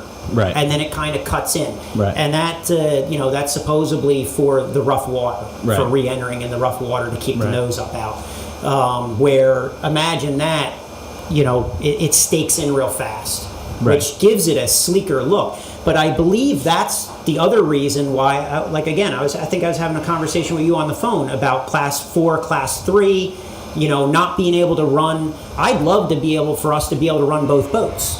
Right. You know what I mean? But you can't. It's very difficult for two guys to run two boats in the same class Right. at the same time. My arms aren't that long. So, and everybody would say, "Well, step one boat up." I tell you what, I would step his boat up before I stepped my boat up, because the Viper will handle over 100 miles an hour, no problem. Right. Your father My proves boat, that. I do not. I mean, everybody I know, including myself, that has been in or run Sutphins, they get squirrely up in the high 90s. Right. Even Fast Company, and he was set up with the big drives and everything. He wasn't running Bravos on extension boxes and all. My boat is the only difference between my boat and Fast Company, which everybody's telling me is going to be a huge difference, is my boat was rigged and CG'd by Ritchie. Right. They moved the gas tanks where they wanted to move. See, my gas tanks are completely different than Fast Company. Fast Company, it was underneath the floor, and his ran a lot further up. Mine's all back, and that's why I don't have a back seat, again, because the tank sticks up. We have a faux back seat that goes there for when they ran factory class, right. so that they could have a back seat. But it's not really a back seat, because if you tried to sit in it, your knees hit the bolsters, Right. The race bolsters in the front. There's no room there for your legs, Right. Because it's all gas tank.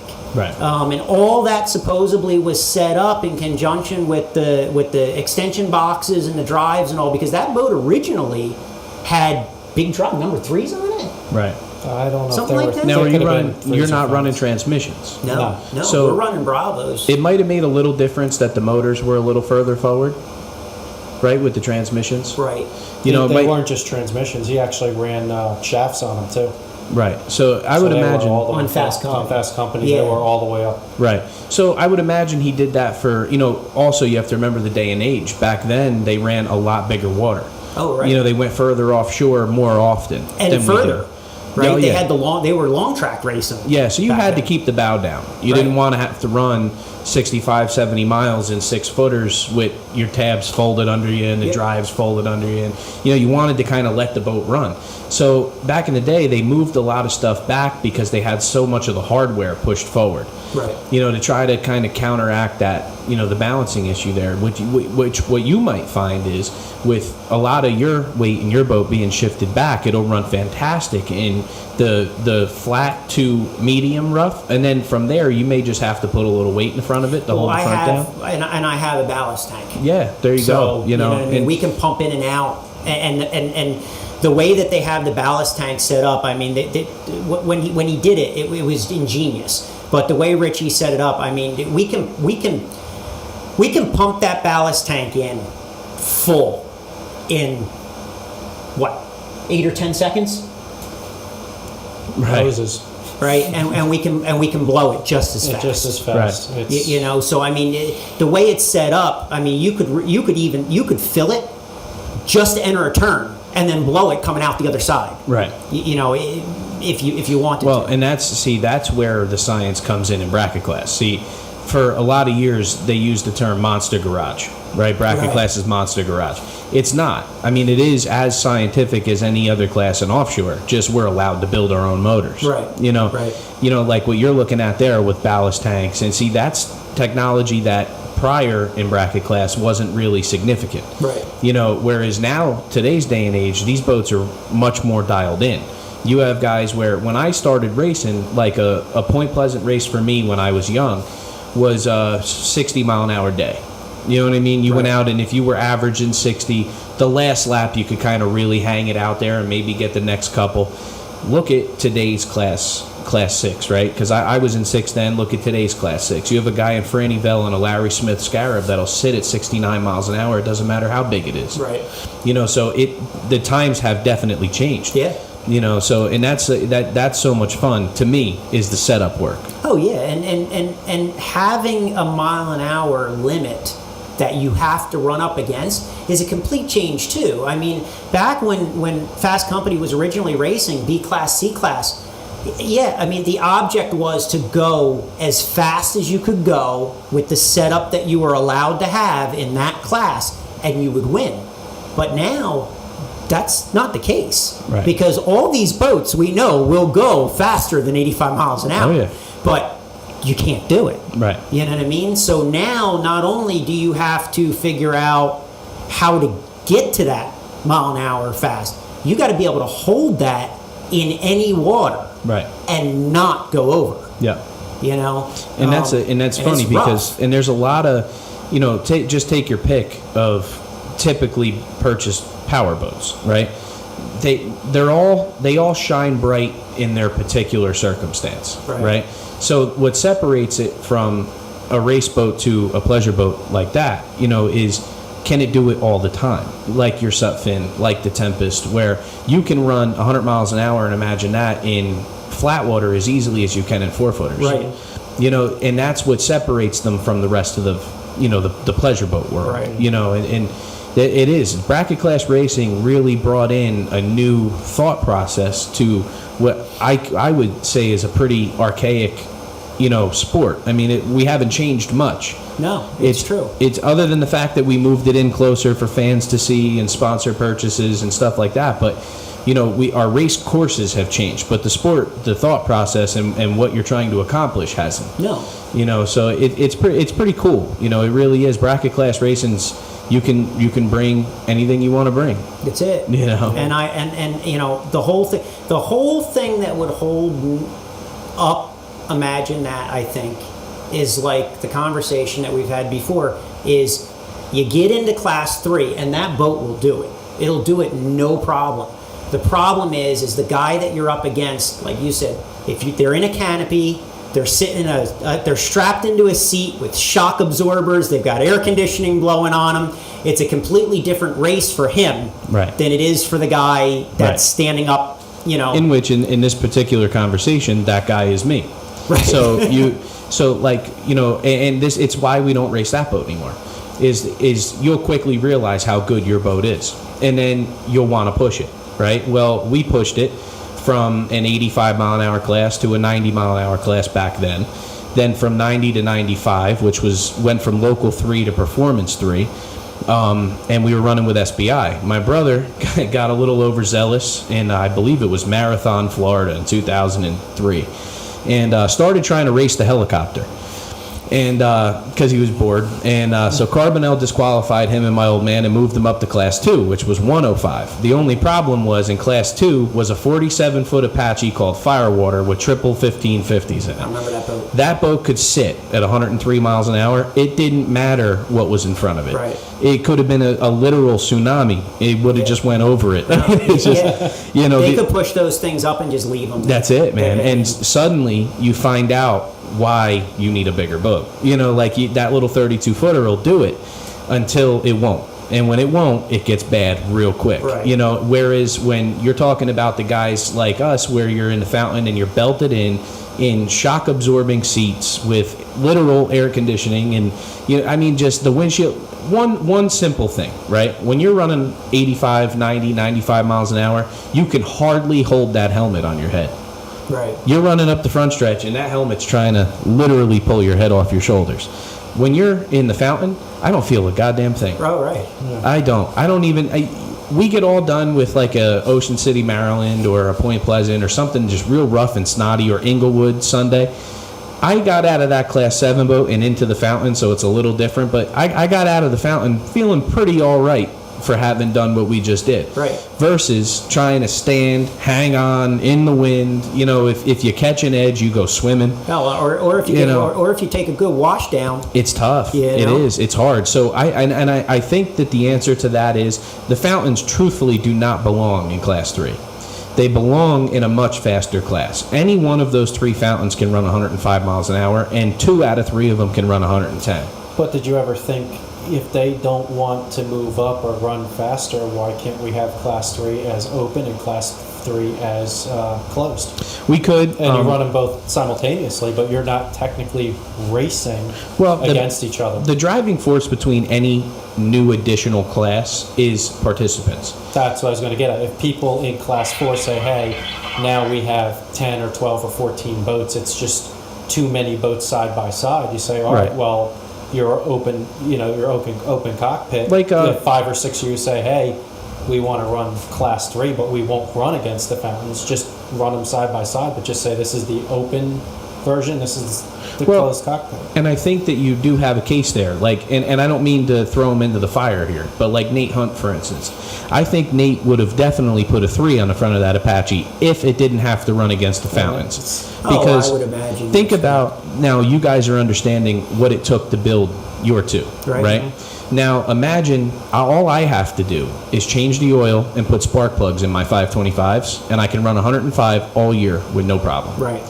If you're Nate Hunt and you're looking at that big 41 Apache with the big drives, with the big motors, and the big cost, Big blowers with big carburetors. do you want to go sit them wide open at 95 miles an hour and try to catch a fountain that's running 4,200 RPM? No, and I honestly don't think that it would stay together. Right. You know So, what I mean? And if it does, it's how long is it going to stay together, right? Because it is a machine. right. And like I preach about is your budget thing. I mean, for Nate, he understands that this is totally illogical for me to do this with this boat. Right. If I'm allowed an 85, great. And that's what he decided to do. But to make him run Class 3 now, I completely agree with him that why would you ever want to try and go catch those fountains? I mean, rough water, flat water, there is no advantage. 6 or 7 laps into it, those fountains are just going to take over. You know, and so I do believe that they need to be moved to the right class as Super V, where they should have always been. Right. They're all dead nuts even. So they're really... Well, and they all originally were, right? Yeah, Because, I mean, in Louis' boat and your dad's boat both have V's on them. Yeah. Right? So that's originally where... Yeah, it should have never changed. I don't really understand why it did. But they need to go back in the class that they belong in, or at least a faster bracket class where, you know, your ideas of racing 1 and 4 and running 3 makes a whole lot of sense. Right. Right? And then you can kind of take guys like Nate Hunt and move them into Class 3 if he wanted to. You know, not saying that he has to, but I think he would really jump at that opportunity. Oh, probably. If there was no canopy boats, I mean, I can't speak for him, but I would think that he would definitely really think about it. Yeah, absolutely. You know And what I I'm mean? not saying that Nate could never beat the fountains.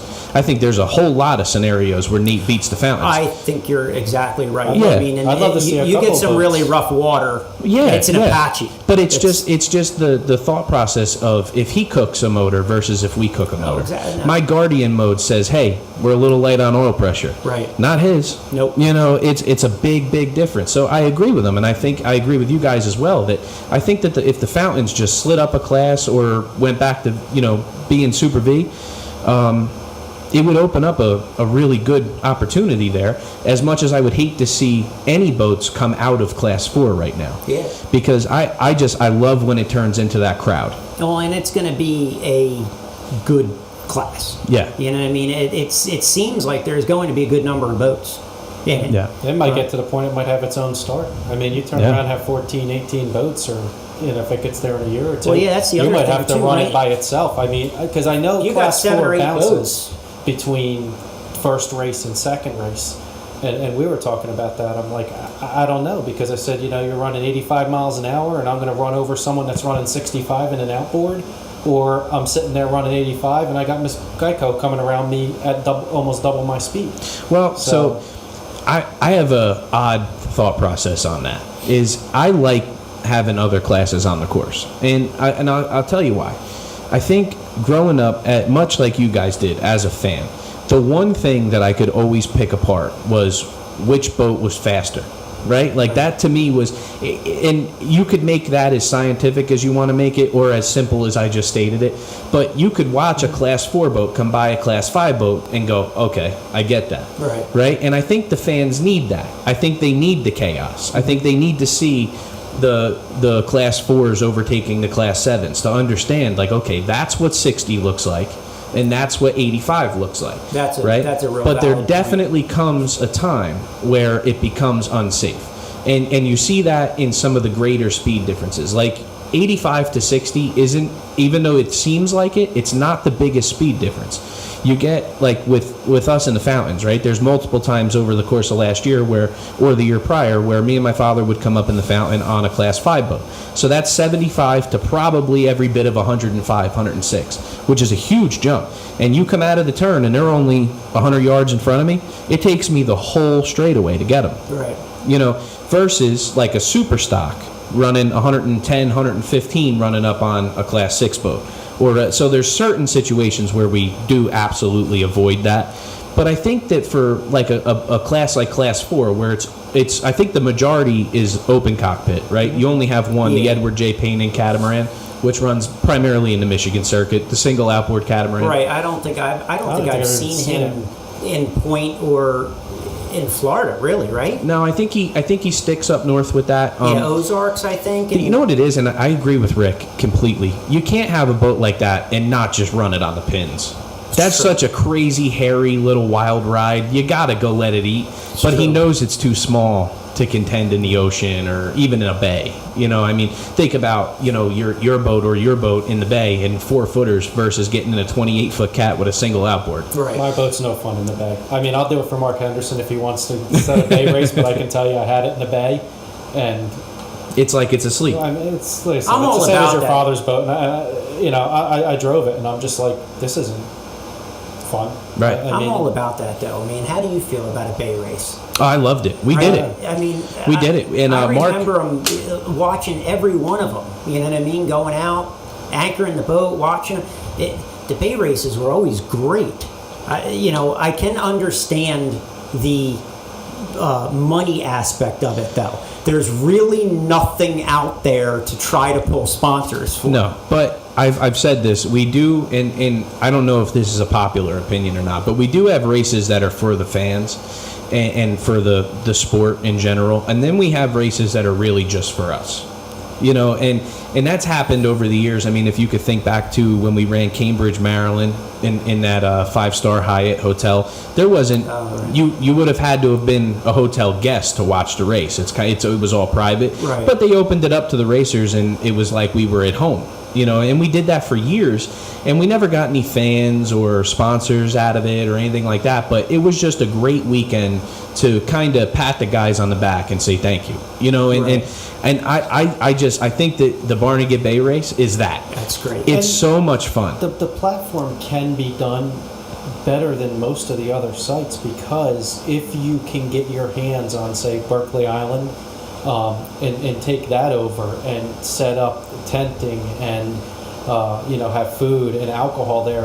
I think I don't know if it's a state park or a county park or a township park, Berkeley Island, but you also have the means for lifting boats in down at, like, say, Cedar Creek Sailing Center and stuff, and it's all right there. People can come and you can bring everyone in, and you can sit right there and listen. They did. We ran that race, I think, in 2016, I believe, or maybe 17, and it went over amazing. I mean, the boats were on the Seaside Boardwalk on Friday night. Yeah. They let us bring all the boats up on the boardwalk, and they rolled out the red carpet for us. The race was unbelievable. We had 1 million boats anchored up around the race course, which I love. I love spectator boats. Oh, yeah, so do because I don't knock any way that anybody gets to an offshore race and watches an offshore race. But to me, the coolest thing is I grew up as a spectator boat. I grew up on the outskirt of the race course, and to me, that is the coolest thing that you can possibly do is to literally be in your pleasure boat watching what's going on. Because you can understand. I mean, you're anchored up and you're feeling that roll, right? And you're like, man, these guys are running 140 miles an hour in this. Right. These guys are, and to me that is so cool. It's different than watching it from the beach. Well, and you have that in Barnegat because it's such a normal. It's such a everybody goes to Ticey Shoals and anchors up. Everybody does a float with flotillas, right? Yeah. Everybody does this, right? So it's so normal. So and then with the surrounding area, with Seaside or however you want to work that race, it is an awesome event. And the Barnegat Bay is very misleading for people who aren't used to it. Whereas you don't realize that bay can get as shitty as 4s, 5s. It can. Especially down can. by Barnegat Light. I mean, you're coming around the mouth of the inlet, and I've seen it, most times it's calm, but yeah, it can get pretty snotty there. And then you come back down by Tom's River, and it can be like glass. So Yeah. It does change from It one offers side an to the awesome event. I didn't know that Mark was working at putting that together. Jeez. That's what he told me, and he got a hold of me and he says, would I want to help? And I said, yeah, absolutely. You know what I mean? To help out, do it if there's anything I can do. But yeah, I'm all about that. I mean, I was so disappointed and I don't even know why, because there's a lot of other races around. But I was so disappointed when the Barnegat Bay race ended. And then I had this grant, like, I don't know who came up with the Triple Crown this year, if that was your dad or what, down in Florida. I started thinking to myself, I'm like, man, what if we did a Northeast Triple Crown? Well, where it was like Point Pleasant, Barnegat Bay, and maybe like Ocean City or Hapatcon or something like that. We did it. We did great. In years are crazy. I believe it was 07. Geico sponsored the Triple Crown for us. I believe it was Point Pleasant, Atlantic City, and Ocean City. Atlantic City is another good one. Yeah, and Atlantic City, granted it was prior to this COVID thing, but Atlantic City wanted a boat race back in a really bad way. Did they? Yeah. Now you have to remember, for the last 4 or 5 months, there's been zero revenue in that city. I mean, zero.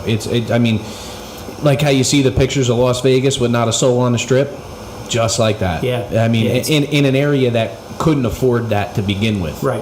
So we'll see moving forward, but that's another prospect. There's a lot of great places to go boat racing. The hard part is we need more people like yourselves that are willing to get involved. People don't necessarily realize what some of these promoters go through to make these things happen. Oh yeah, it's not an easy thing to put together. No. You know what I mean? It's all about money. Yeah. And permission. Yeah, You know what I permission's mean? a big It's thing. like- the big thing is- there's a lot of volunteers, let me tell you. And, Oh yeah. Yeah. there's and a the lot. people around it have to want it as well, meaning the town itself. Yeah. I've never raced in Inglewood, but going there and being in Key West and stuff and seeing a town that truly Oh, you wants can tell something that to they go want on you there. Yeah. You know? versus a town that's like, well, we'll have it, we kind of want you here, Yeah, we're I doing mean, it. and You there's- can truly see the difference. Yeah. And there's a lot of examples. community. Louis G. Contieri, that runs Strictly Business, Right. he put on a race in Patchogue, Long Island for a couple of years there, I think 4 or 5 years. It moved around. It was in Freeport. It was in Long Beach. It was in, Patchogue. But his constant battle wasn't raising money. He had all the money. It wasn't the money. It wasn't the fans. It wasn't the teams. It was the city just crippling him every time he wanted to do something. I mean, if he wanted to use this little field over here to put a vendor, they would hammer him for it because they didn't really want the boat race. They were looking at this as a way for them to make some money, Yep. which is unfortunately the case almost everywhere we go. They think that when you see our sport, it is such a high profile sport. It just doesn't get the recognition that it once got. But when you see these big power boats, it's always associated with big checkbooks. Yep. Always. I mean, it doesn't matter. I have friends of mine. You guys just walk through our shop here. We're not knocking the world dead here. We're still working hard every day. I mean, there's no... Yeah, and everybody that does this is. Yeah, but know what if I mean? you there ask- are a few guys out there that are independently wealthy. Oh, sure. Right, Yeah, but- and good and great for them. Yeah. Just if you could see the amount of people that come up to me like, oh, well, you got the money. Why don't you just do this? Yeah. You have Right. no idea, man. No. I got passion. I That's don't it. have money. That's it. You If know? only I ever had the money, we'd be in good shape. And you probably have a little bit more money if we didn't have the boats. That's right. Probably close to quadruple. But it is. It's awesome. And we do, and you touched on it, how many volunteers we have. That is, I wish that I could get a printout of every single one of their names. I would do a show just thanking them all individually. Right. Because when we go particularly to Inglewood, right, that is probably our worst case scenario for a layout. Right? We have that one tiny little parking lot up against the beach on a 1 lane in, 1 lane out, main road to the bridge that gets you on and off the island. Right. On top of that, we're going to put the crane in there. Right. Right. If you looked at that on paper, you'd be like, there's no way This we're going to can't be able to do happen. this. But it's orchestrated so well. Go Like, walk around blew there. my mind. You'll meet these volunteers that make that thing work, and every single one of them are more excited than you are. Right. Yeah. They love it. And I'm not sure who runs the whole show or the ins and outs of everything, but I do know Ray LeBady very personally. And his work down there in Inglewood with his volunteers, it's got to be contagious. Because when you talk to Ray LeBady, there isn't another race in the country other than Inglewood. Right. He puts his whole entire time and effort into that event. He bleeds that event. And that's how a And lot of them but are, I will right? tell you, it shows. I mean, I've been, like I said, I haven't been to all of them. I haven't raced any of them as of yet. But when I went down there, I even told Jay. He keeps telling me you got to go to Fort Myers. But Oh, man. he's Yeah, like, another if great one. He's like, Inglewood's great, but he's like, you got to see Fort Myers. But let me tell you, it blew my mind. I went down there. And nothing against Point Pleasant. I was expecting Point Pleasant. I'm like, I came all the way to Florida to see these races. There's no way I can compete with like Key West, in the 80s and 90s and stuff. And I was on the phone with him, and even the night of the parade, I'm calling people. I'm like, I'm standing there, and I'm like, there's no boats here. I don't know what time it was. We'll just say 7:50. I'm like, there's no boats. I'm like, hilarious. I'm He's like, there's- this place is a ghost town, and I'm like, there's I don't nothing. understand how. He's like- I'm watching it online right now. There's people everywhere. Within 10 minutes, They walked up on it. all of a sudden, the music starts playing and we're walking down the street. I was expecting it to be more chaotic in a sense, and then all of a sudden you see all the boats come in and it gets dark, and then the street is packed. Yeah. I'd say bars and restaurants, but everything is packed. Well, it's not bars and restaurants there, but Yeah, it's vendors. It's Yeah, vendors. they That's bring what in the I was gonna vendors say. and all, but it's not really bars and restaurants. But and they I have don't it. like when I talk about Inglewood, I don't mean to come off as if I'm knocking down any other promotion or promoter or race site. I just happen to really thoroughly enjoy that one. Well, and it's good because, like you said, it's small, right? And they pack everything in there. But that's actually a good thing. Well, and that's because it. everything is right there. Well, and it's not just that. See, for me, my biggest kicks of the weekend is hanging out with you guys, right? Like, Right. I don't get me wrong, I itch the way everybody else does to get in the boat on Sunday. But if you ask me what the best part of boat racing is, it's the boat racers. I have so much fun with everybody involved. I can't wait to walk around the pits and talk to everybody and who's got crazy stories about what they had to do to get here. They blew a trailer, they blew the truck up. It's at a dealership in North Carolina. They're in a rental that they got to bring the boat to the dealership to pick up their truck. So this to get isn't home. just me. That's This the is good- this is everybody. I mean, I was hauling a boat last week. I was laying on the ground in the pouring rain with Yeah. a torching a front drive shaft out of a Yeah. truck, and It's great. It's like, to me, I can't wait to do that. And when you go to Inglewood, you get the best possible scenario for that, right? Because you could throw a stone and hit any team you want to talk to. If you go to a bar to hang out with the guys, nobody's going to tell you, oh, well, they went to that bar down the road and there's 2 bars. I was just gonna say there's And they're literally across the street from each other. Right. It's awesome. It's the best thing, and the fans get the best kicks out of hanging out with the racers, and it doesn't get any better than that in Inglewood. Yeah. I mean, it's just you're at that sandbar, you're at the pool hall across the street, and the fans are right in there with you. No, and that's so cool too. I mean, I remember too, growing up, how cool is it when you're there, and all these guys that race boats are all there, and they're wearing their shirts, and they're doing this and they're doing that, and it's like, it's like you're a kid and you're like, oh my god, like you're going into a NASCAR event. Right. You know well what to I mean? them the racers are actually famous. I mean, you look at yourself or your brother and you say, or your father, it's like, well, I can't speak for you, but you're probably like, well, I'm not really famous, but to other people, you very well are. You know? Right. Well, because I think the reason for that is it's not. I think this is a very humbling sport. It is. We won't name any names, but off the top of your head, pick out like one of the real conceited assholes. It's hard to find one. Yeah. Right? Like when I say that, nobody's face came flying into your mind. Right? We don't have that. Because at any given time, you can get beat by any other racer. Yep. It's that good now. I mean, it's not... I can't speak to what it was back in the day. I can speak to what it's been for the last 20 years. Right. Okay? And I can honestly tell you that I'm seeing the best competition that this sport has seen in the last 2 decades. Yeah. I can tell you that in full confidence.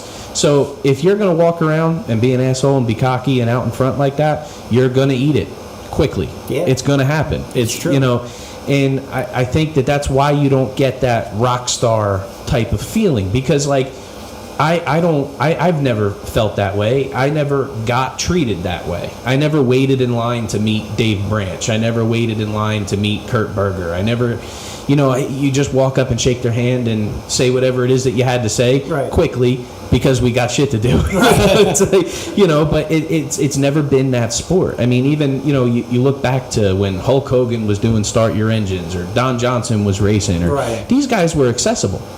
I mean, you could talk to Chuck Norris. Right. You could. I mean, you sat in the same driver's meeting as this guy. I mean, it's not. You don't get that, and I think that's probably my favorite part of this whole sport, is how personable it really is. I have more fun hanging out with fans, and like there's nothing I'd rather be doing.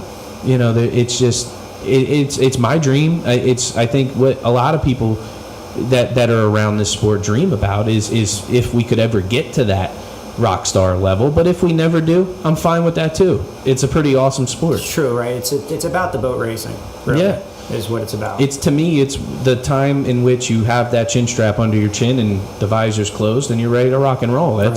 To me, that's what it's about. I could care less about everything else. Right. I'll keep doing whatever it is I have to do here. I'll change as many water pumps and do as many oil changes as need be, as long as I can still go boat racing. Right. Just to throw it into the boat. Yeah, I don't need to be treated special. No, I agree. I appreciate that. I do. I appreciate that. I sometimes forget how long we've been doing this. For me, I'm starting to feel it. I get in boats sometimes. I was like Jeremy. I told that story on the last podcast, and it was 100% true. We were going out that inlet, and I don't scare. I don't have that. I have a conquering mindset when you get in a race boat. Nothing's too big. We got in that Class 7 boat. We were heading for the inlet. I was shitting my pants. Right. I'm thinking, I've got too many of these under my belt. I don't know how many more I could take. Right. Well, the good news is, though, you look over at Jeremy, and he's just like, okay. He was ready to rock and roll, man. And I would race with Jeremy no matter what, but that was like the coolest thing to me. Sometimes I go into like a lull where this starts to feel really normal. It starts to feel like something we just do. For me, fortunately, I go to every single race. We have to be there, right? I mean, that's basically our job, right? So to me, it gets normal. It gets, this is, I know I have to be in this town at this time and this year and next year and the year after that. And you just kind of start to go through the motions. And then every once in a while, you talk to guys like you guys. You talk to guys like Jeremy. And it brings it all back. And that's what happened this year for me. When I got in the Class 7 boat with Jeremy, his girlfriend Chrissy has to be the most excited person in a 20 square mile radius of that race site, no matter what else is going on. That's it, the biggest fan. Boat racing is the coolest shit in the world to her, and to him, it's everything he wants to do. It is just, it doesn't matter if it's a Class 7 boat, or if it's AMH, or if it's WHM, or it doesn't matter to him. He just wants to go out there and run a boat. And I haven't felt that in such a long time. I had so much fun running with Jeremy. I can't explain it to people. It renews it. It renews it for you, And I appreciate that. That's the one thing that I think people take away from this sport when they leave is you had the most fun you'll ever have. Yeah. I can't wait, man. I can't wait. And it's like it's been the worst season because it's like every time you're almost there and you're all psyched, and then it's like, you're not happening. Yeah. And then you almost get there again, and it's like, not happening. Now, for us, it actually turned out to be pretty good because we weren't ready. I was just going to say, Right. It kind of worked out that these things have not been happening. But I tell you what, that if we weren't ready and there was a race, I'd find something to get in. Right. Yeah, no You doubt. know what I mean? There's enough people out there. Yeah. I just have to say, I wish I had Nate's crew. I don't know if it's just him and his wife, but if they want to come up and help me, Oh my God! if they can build he a boat gets in a stuff week. done so fast. I don't know if there's it's editing. Unbelievable. I don't know if it's editing or what he's doing, but I'm like, I don't I know need- how I do you need build his a boat. crew. in, I think like, it's a little TV magic. Yeah, I think it It is. might be, but I tell you what, man, it was like it seemed like empty hull. We're water testing. I'm like, wait, how did that took us a year? Well, so the problem too is he's in Florida, so it's sunny and Well, there's that's- palm trees. He could have started 2 years ago, and The pictures would look the same. everything would look Well, the that same. and the other thing is See, too, here we're like, there's it's- snow, there's It's a lot fog. easier to work on a boat when you can have it in a garage in December with the door open Right. than like what we were doing at that point of the right is where we're still pulling engines out. Yeah. So we're still into where your hands are getting soaking wet, you're getting oil all over yourself, you're getting you know what I mean? And it's 30 outside, Yeah. right? So And I had to build the shop too. oh, that's the other thing too. In the midst of this, We have our shop, but I built a building. we had to Right. build a building to put the two boats in. Because he tells Right. me, we'll just put them in the shop every time we're going to work on them. I'm like, Well, that was my original idea. It's like, My you know how original long that's I gonna take? I have a big hangar, right? But when you put airplanes in it, It gets small. Gets small. So my idea was we'll keep them outside. This was my idea. blow the snow And off when them. and when we want to work on them, we'll pull them in because the shop is always we always keep the shop at like 68 degrees. Right. Always. That's like one of my pet peeves. Like I worked in cold shops. I'm done with that. I put in my time. This is my shop now, and it's going to be nice. Right. And there were some times where it was so nasty that we did have to bring them in. But we ended up building a building to put both boats in, and it's been it's been great. But you still have to heat it. Yeah, and I envy that. That's so nice. I mean, you guys have a great setup because for us here, it's difficult. We have a big building here, but it's full of customer stuff. Right. So when it's time to work on our stuff, you got to roll all the customer stuff up. Clean everything out. I mean, it's just. I wish sometimes I just had somewhere to go play with my race boat. Well, I You know? have a shop, my shop being in the marine industry, similar to yours. Right. And that's originally where I had the boat. And the first thing I told him was, I was like, I don't work in this shop because it's not heated or air conditioned. I was like, in the summer we work outside with the guys because it's literally cooler outside than it is Right. in the building. And in the winter I work outside because it's literally, you go outside to warm up. Right. So he's like, we'll just work on them there. And I'm like, you don't get it. You can't heat a building of that size. And you can't it turns cool. out to not be. It's not convenient. Right. Yeah, it's You know the what I other mean? side When you of the have to state. when you have to get into a car and drive all the way over to Delaware. You know what I mean? To work on the boat. You don't get those days where you can put in an hour. Well, and on most of the boat, time, whenever you have those days, you usually had shit you had to get done beforehand. Right. So you're shot. And Right. when home is 10 minutes that way and the race boat is an hour and a half that way, That's Right. I know the exactly- drill. It's, Yeah. it's, it was a lot easier now after we built it, the building, where if I'm working during the day, at the end of the day, I can just go behind the shop, go into the other building, and the boat's there. And the great thing about it is it's always uncovered. The hatch is always up. So it's not like you don't have that 15, 20-minute routine just to get into the boat to work on it. Right. You know what I mean? Everything is already open and ready to go, so you could just go in there and, put in 20 minutes. Right. I've gone a little overboard with the building. He's yelling at me all the time. He's like, "We don't need electricity. I got fans in there, electric." He's like, "I'm putting wants to AC. run air conditioning. I'm putting air conditioning wants to and put heating air in." conditioning in. He goes, "Who's paying the electric bill?" I said, "Not me. I don't know. I'm plugging it into your building." He's gonna run a line into my building so he can run air conditioning in there. I put LED lights in. I mean, Don't worry, Nick. It's cheap when you're not paying.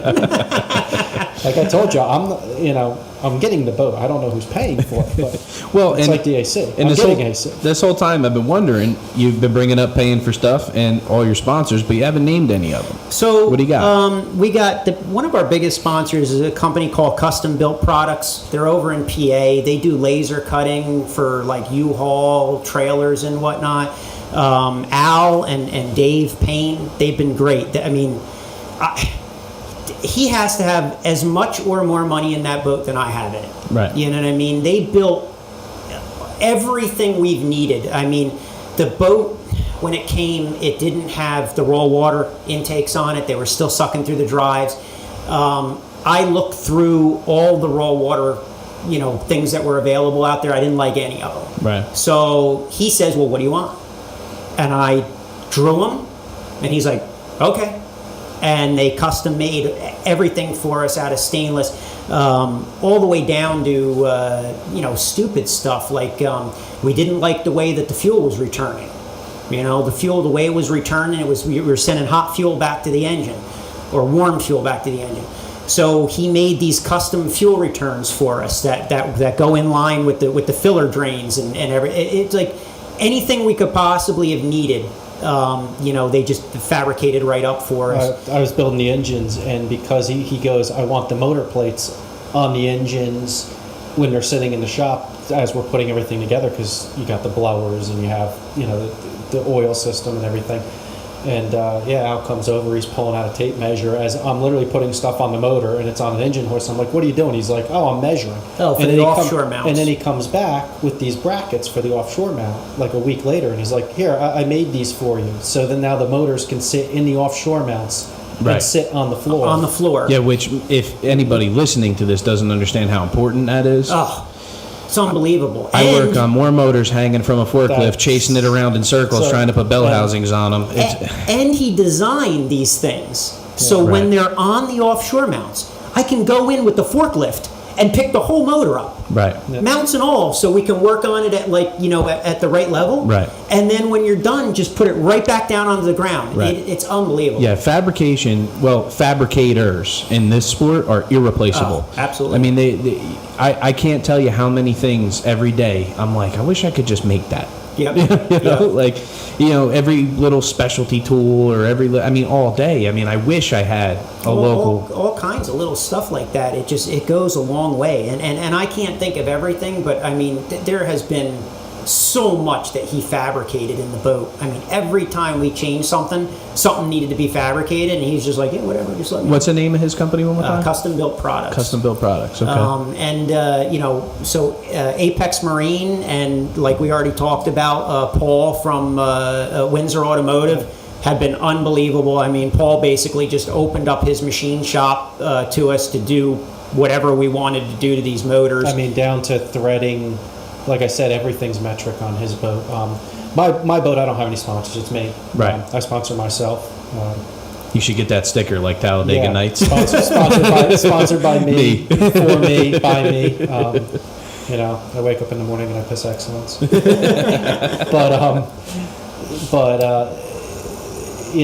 has a part like his the rams for your K-planes. Oh my God! The rams for the K-planes were put together wrong, Nick. So you couldn't get them apart. Somebody had rebuilt them over the years, and they put them back together wrong.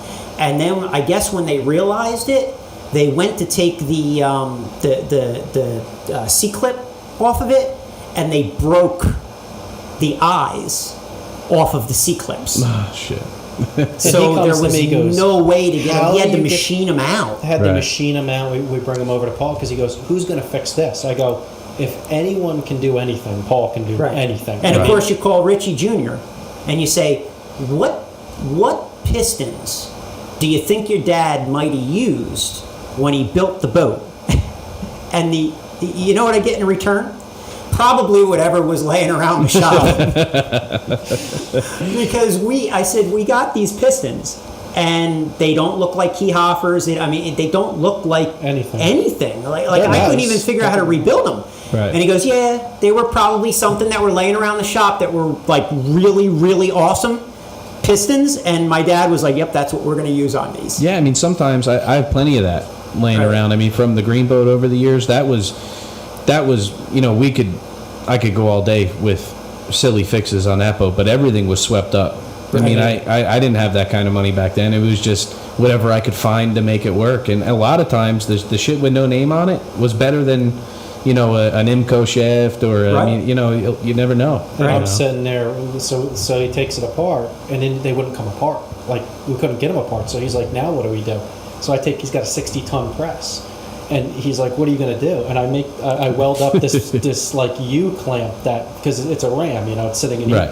and I welded up this U-clamp that would press down on the one side to press the thing apart. And we put every bit of the 60 tons I'm on it. ducking Right. behind the I-beam of the press, and I'm holding a torch, and this thing is just creaking and popping. And I'm like, if this thing comes off this press, we're dying, or it's going through the wall and it's killing someone in the next building over. And finally, the first one came apart, and then it was the same thing with the second one. Right. He's got four rams, Right. and Yeah, it was two like on each it was like 2 Cape. weeks just to rebuild rams. That's another thing that everybody says too.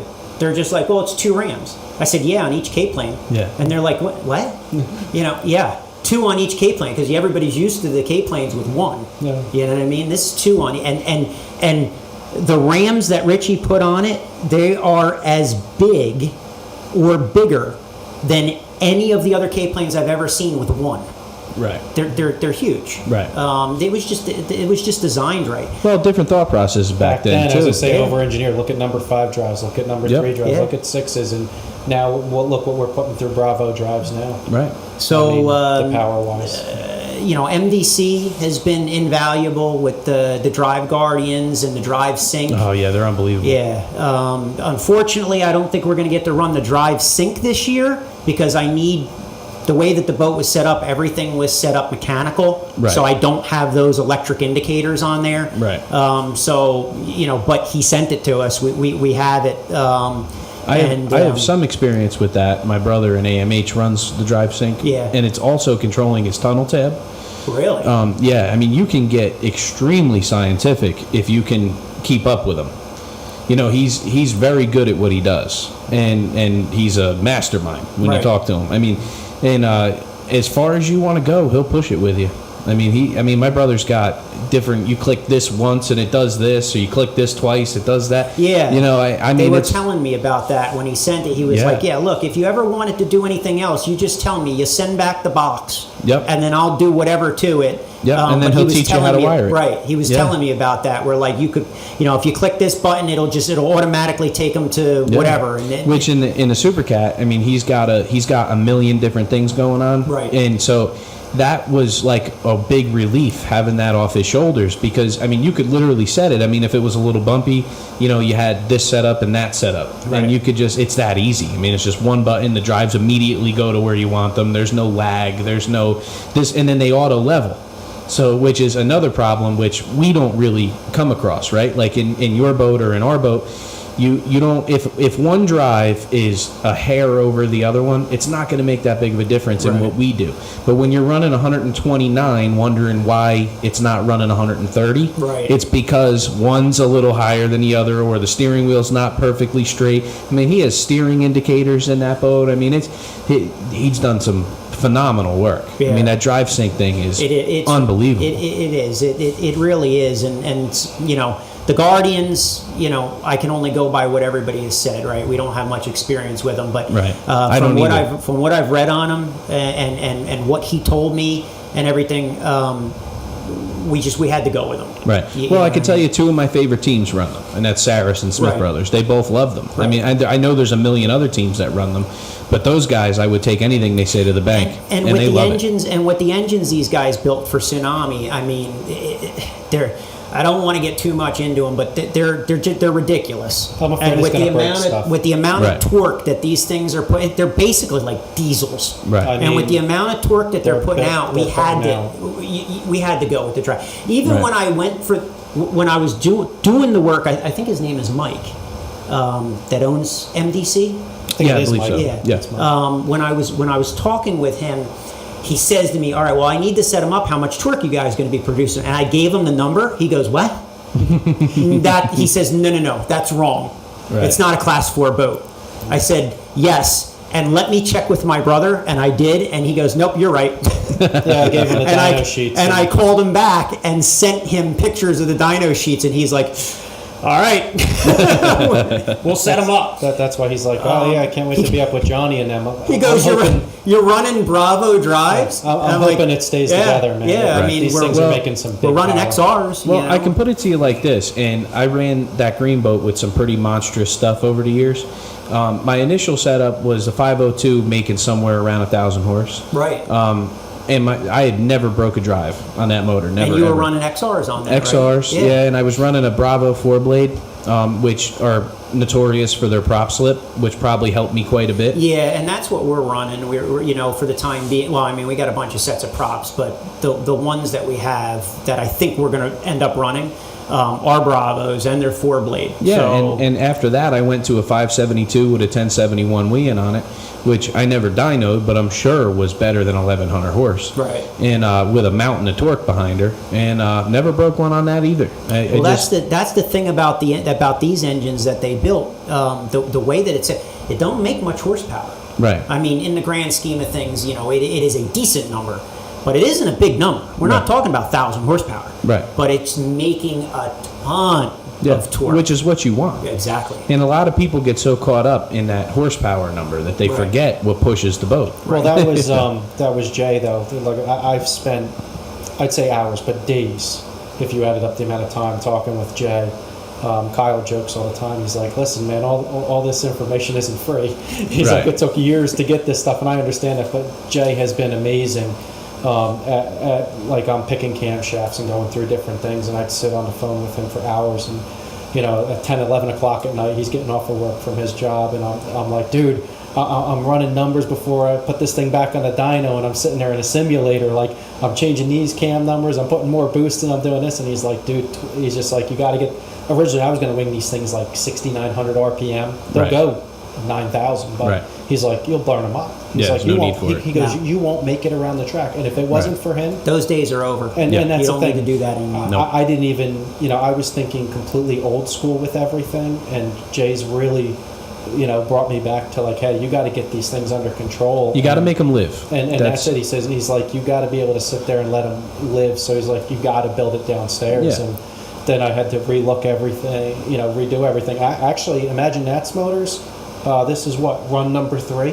I think I've built 6 engines already for that, and dyno. He's had 6 motors. at least 4 complete, ready to go in the boat, dynoed, sitting there to let's bolt them in, and he goes, no, I'm going to rip them back apart. I don't want those heads. I don't want this intake. I don't want the, and ripped them back down and then completely rebuilt them again. Then I got a head sponsor. Then the last set of heads, the time before this time, I was perfectly content with them and loved them. And then Steve, turns around from A1 Expert Flooring, and he gets a head sponsorship through Flowtech, and he's like, that they're going to give us the heads at such a reduced rate, pretty much less than cost. And they wanted to run those heads, so we built another set of motors. Right. That now I'm waiting to dyno those. Right. They'll be dynoed and see what they do. It's funny when you start talking about cams because there's so many different opinions. But what I've always found is I've seen that there's 2 big curves. Right. You have the guys that try to make all the power somewhere around 39 to 4,400. Right. Figuring that's where you'll be down low and grunting. That's where you'll want that power. The problem is today's racing doesn't offer any acceleration time. You have one pull. The green flag goes up, you pull to 85, and if you're doing it right, you stay there. Yeah. And right? if you watch the races, I mean, that Jason and Johnny, they win that race by the second buoy. Right. You know what I mean? By the time they're around that second buoy, they've already won that race. They're so far out ahead. And I believe it's because of their acceleration. Right. You know what I mean? And then once they get there, they're so dialed in. Like I said, they're machines. They're so dialed in, nobody can catch them at that point. Yeah. And that was one of the things we were looking at when we were building the motors was how can we get to 85 as fast as possible and then hold it. Right. And that's where we were. Now, the engines that he built for Imagine that, they're not 85 mile an hour motors. Right. That's why he keeps saying you need to go to class 2 or class 3. And I'm like, I don't know if I want to be doing 100 miles an hour in an open cockpit boat. Well, Right. and that's it. I do believe that 105, so class 2 it begins the mandatory canopy. Right. Class 3 is fine, but anything over 100, pretty much, we look for a canopy now. Right. I mean, you know what it is? It's just too easy to get thrown out of one. You know, there's just, you can look like, there's so many people that'll say, well, I would rather get thrown from a boat than be stuck in a canopy. Right. Okay, until you get thrown from a boat in turn 1 with 10 other boats. Yeah. Right. You know, so that's when we started we never had that kind of competition before. You'd have your smaller classes, your 6, 5, and then sometimes 4 would show up with a big count. And then your big classes where you were really, prone to being thrown out of the boat, there was never more than 2 or 3 boats, right? So we never really had this problem until this major shift in like the last 10 years where every single boat that goes out on the course can win. Right? Like Right. it's I look back to when I first started, you had 2 or 3 boats that I worried about and then 5 or 6 that I had to get through. Right? Now every single boat in the lineup can win. Right. And so we had to start taking things a lot more serious. You can't let that boat or your boat go run 105 miles an hour. If it grabs an edge, there's no telling what Exactly. could come from that. So that's why we slowed that down. But I believe 95 is still fair game. Oh, And even if you wanted to stay in 4, I mean, there is no horsepower limit. And really, like we said before, anything over that, it's about time to start thinking, where do we want to go? Right. Right. If we want to stay twin engines, then maybe we want to go into a canopied, out of the bracket classes and into maybe Super V. Right. Or Extreme V, rather. Extreme V. And race with your brother. Right. With Instigator and Which I think is going to be a growing class for a long time now. Yeah. Because you have a boat with Instigator, which it doesn't matter what crew you put in it. It could be my brother, it could be Peter Meyer, Stanch, Ed Smith. Doesn't matter who it is. That boat is notorious. Right. Right? So, and I don't mean what got it there, but from this point forward, I don't care who you put in it. It's going to be one of the most notorious boats in the pits, right? Then you have that LSB, the Lily Sport Boats fountain, right? Yeah. Britt came out and put a stamp on that boat this year. It doesn't matter what he won or what he lost or what place he came in. He glued the beak of that fountain to the back of Instigator all season long, which isn't easy. No. It's not. I mean, it's just, isn't easy is an understatement. I mean, it's so incredibly hard to hang a fountain out that loose, let alone never really did it before. You know what I mean? Right. An Instigator is a completely custom boat, right? Well, they cut that down, and that's it. and With a everything? boat that's not cut down, Right. What From happened to Cooper Standard? they're still around. Last I heard, Billy Glick has a discrepancy in the rule book, which I don't understand because it's not even the same rule book or organization. But he doesn't want to run it. I'm not sure exactly what the full scope is there, but I would assume you'll see him back out.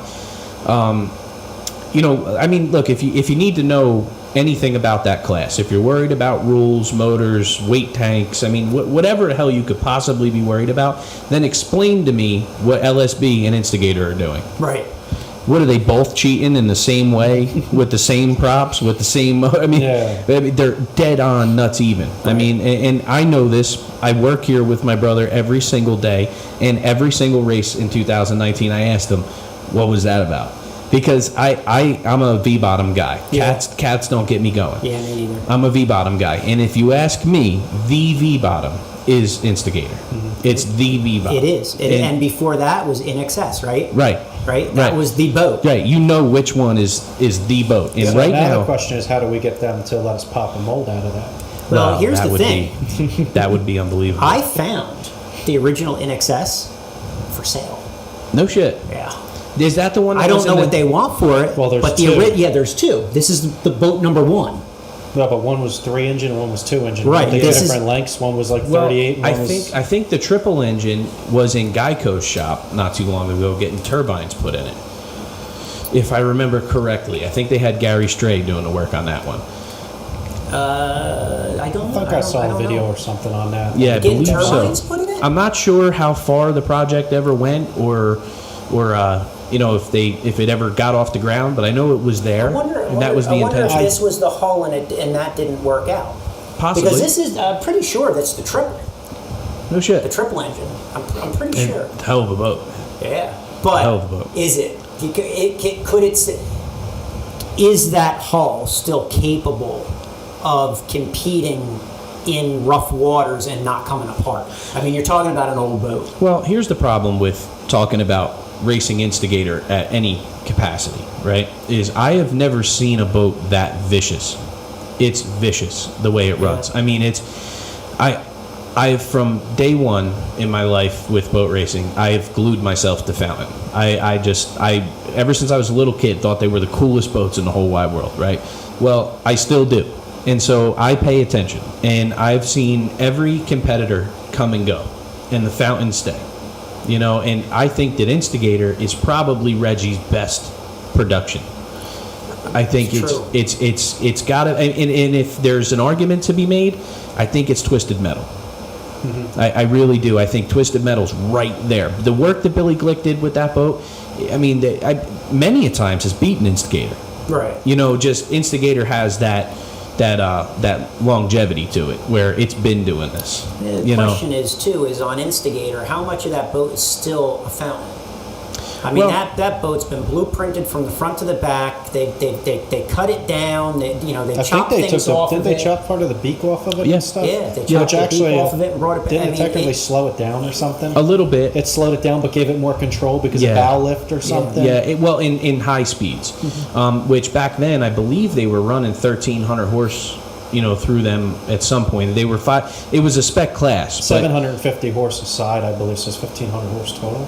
No. This is going back a little ways. See, now they have a pretty simple set of rules. Back then, they actually were running blower motors. Oh, okay. And which Lily Sport Boats was Syntron at the time. Right. Was all silver, had those blower motors in it.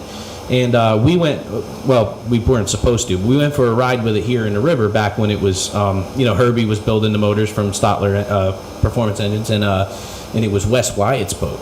And we went down the river with that at well over 140 miles an hour, and it's a handful because that beak gets in the wind. It's like, you ever drive an old Corvette?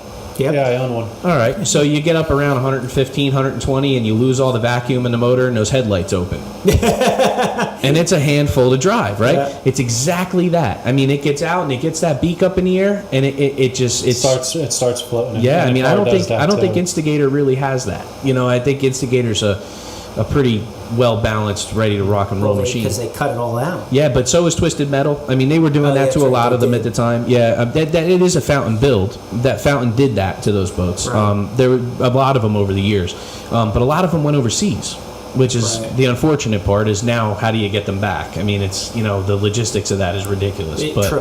True. But it is possible, and there's guys doing it. I think there's actually 2 new teams coming for that class this year. Which is awesome. I think it's going to grow. I mean, you're dealing with homegrown engines, right? You have a rule book to follow. You can build them, right? You don't have to go through Mercury or go through any of our ridiculous dyno rules or anything like that, right? I mean, it's a pretty simple build process.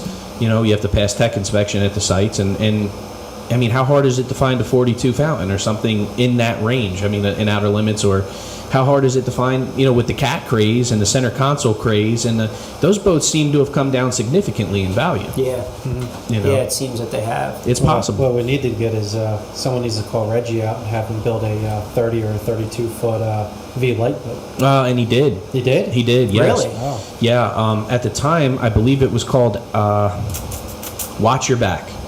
It was Doc Jansen's boat. It was a 30-foot Fountain. I believe it was the only one built. I could be wrong about that. I'm sure somebody will correct me if I am. And then there was a plug pulled off it, and I believe that is now the Raven boat, which is originally a Fountain design. If I'm on the money with this, and there's another one called Absolutely Not. Is another Fountain pull. I know that boat. Yep, that's another Fountain pull. It so is. he did make a stab at it. I think that was right at the end of Reggie's kind of carte blanche run at that factory, which is a shame. They really should just let him run it. The guy knows what he's doing, man. Right. And I did just recently see that Reggie III is out of the Fountain plant now and looking to maybe do his own thing. So maybe we might just get our wish with a 42 or a 47 being built today. which would be fantastic. It would be nice to start seeing some of these boat builders again building boats that are just strictly built for racing. Yeah. You know, I had that conversation with Richie Jr. You know, he told me straight out. He goes, "Look, if you would have asked me back then if I thought that any of these boats would still be running, you would think it was crazy." Yeah. You know, he said that those boats were built, most of them. We built them, he said, to beat the crap out of them for a couple seasons and throw them away. And they're still out there running bracket classes and That's stuff with what them. John told me from Superboat. Yeah. I called him, and he goes, I was on the phone with him when I was building my boat, you know, going through different things. And Great brain to pick. Another Yeah. great guy. I didn't even know that he was, you know, the owner of Superboat. Right. That this Both guy- of the Cohens are just money. He picks up the phone, and I'm talking to him for hours on end, day in and day. He's like, "Oh, I remember when I built that boat," and he's like, "I put a screen in the fuel tank," and I'm thinking, how old is this guy, man? I got a 1977 Superboat, and I'm talking to him on the phone. But he even said, he's like, "Dude, when we built these boats," he goes, "I thought they'd be throwaways." He's like, Yeah. "We built them light and thin and." And you know what I think it really boiled down to was, I don't think they had any real confidence in their materials, right? I mean, at the time, it was pretty That's true. run of the mill. I mean, it was plywood and hair. You know, I mean, they were just gluing shit together, and they were putting enough wood in them that they thought they were pretty sturdy. You know, so if They were right. yeah, I mean, if you look at what they were doing, I mean, you mentioned it earlier that they were over-engineering. I mean, they over-engineered everything because they had no idea of, you know, when I say something today like composites, right? When I say like different composites and different, that could mean a million things. There's Right. people building boats out of just carbon fiber. There's people, if you would have said that to somebody from 50 years ago, they'd have been like, "You're doing what? Right. You're building a boat out of this bendy shit, Yeah. and you're going to fill it with a 1/4 inch of foam, and that's going to be a super stock?" Right. You know what I mean? They'd be like, "What the fuck? That's not possible." Right. But if you look at what they built back then, they built shit that would last. Yeah. They didn't know they were doing that. No, they didn't. But they did. But it is, and they're lasting. But at a certain point, like you said, a lot of stuff went overseas. I mean, even look at the banana boat. Jeff DeJohn, Dejon. Yeah. however you say his I last think you name. nailed it. He bought that, and now he's retrofitting it for outboards and stuff like that over in Right. Thailand. Right. You know what I mean? So that boat's gone. Right. It's not coming back. And that was an all-out race boat. That was a badass race boat. Oh, yeah. So A lot of where are them. these boats going to come from? Somebody's got to start popping them. Yeah. I think it'll you know? happen. And I think Brett's got a good start. Oh, yeah. I Britt. really think Brett's got a good start. Yeah, Britt. Britt's he's a special dude in this sport right now. He's one of the people that realized he had an opportunity and just feet first dove in. I mean, just I wish him the best. The first of all, the boats that he's building now are tested and ready to rock and roll. I mean, those extremes are as awesome as a Phantom. Right. I mean, they're basically the same thing. You know what I mean? Just a little different deck style. So he has confidence in the product at the moment, right? I mean, you know what it is, you know how it runs, you know what it's going to be, right? And then you have a guy like Britt who's willing to do the work. Right. I mean, there's nobody that works harder than that kid. No, and that's what you got to do, right? You know what I mean? So- Any of these things, it comes down to you got to put in the work. Yeah, and I hope it works out. I hope it works out for him because it could be a great example to the rest of the people in this sport or around this sport that you can do this successfully, and we need it really bad. I touched on needing like purpose-built Class 7 boats, right? Like how easy is that? It's not. You know, I mean, you go find a mold and start trying to do it, and then still turn a profit. Right. I mean, it's almost impossible, even at that level. A lot of it, like you said, I think what we need is more like what Reggie was doing. Is that you got to be doing R&D, building race boats, and the old adage of what races on Sunday sells on Monday, where you're building a race boat and a race hull, and then you turn around and you turn it into a pleasure boat, and then say, listen, this thing is out there running 140 miles an hour in a V-bottom, and then say, hey, now we can put you in this and it'll run 120 or 130 all day long with a cabin in it. Right. But I think a little bit of that is going away because with the outboard cats, you might have something there, with Doug and other people building something if they're going to really start producing canopied race boats more than a couple here or there. Right. But it's big money to get into them. It's Yeah. hard to Like you argue an outboard though too. Yeah. I mean, these Yeah. outboards that Merc are putting out, Yeah. the 70 400s grand and you whatnot, can pin on that. unbelievable, and Yeah. they'll run forever. They'll run Well, forever. and Pin- I'm not an outboard guy. Me neither. At all. Never been. But, You know, but you gotta look at what they're producing, Yeah. and it's amazing. Yeah, I mean they convinced me. Yeah. You know, it's just where else can you buy something that's going to put out whatever to not even pick a motor, just any of Mercury's new line of anything, right? Right. You can go out and kick the shit out of it as hard as you want for as long as you want, and if you break it, it's probably still under warranty. Right. But where else are you going to get something that, I'll just pick a number, we'll just say 70 grand, 80 grand. That's the motor, the drive, the rigging. Everything. Everything. And any person with any kind of mechanical ability takes out 4-6 bolts and bolts it to the back of their boat and Right. goes, plugs in 2 plugs and goes done. And And the- I just bolted up 900 horsepower to the back of my boat. And I'm the gonna go that 400s far. come with a Right. ridiculous warranty. Yeah. You know what I mean? Like, it's everything ready to go, and it comes with a ridiculous warranty that Right. can go forever. Yeah, I mean, Mercury's. I mean, they. Yeah, I felt horrible when I saw like Evan Rude was going under, and you know, but if you look at the the real nuts and bolts of that whole scenario, it's because of the work that Mercury's doing. Right. And That's true. you can't knock that. You can't, like, I've heard people, oh well, Mercury's monopolizing everything. No, Mercury's just working harder than That's everybody it. else. Right. You know, and you can't take that away from them. I Right. mean, I mean everything. Find somebody who does everything great. It's almost impossible. It's true. Look at Mercury. You want a good set of propellers? Call Mercury. You want a good inboard? Call Mercury. You want a good outboard? Call Mercury. You want the best drives? Call Mercury. I mean, they're not monopolizing everything. They're just the best at everything. Yeah, And they're doing a good job. And most of their products weren't their original designs either.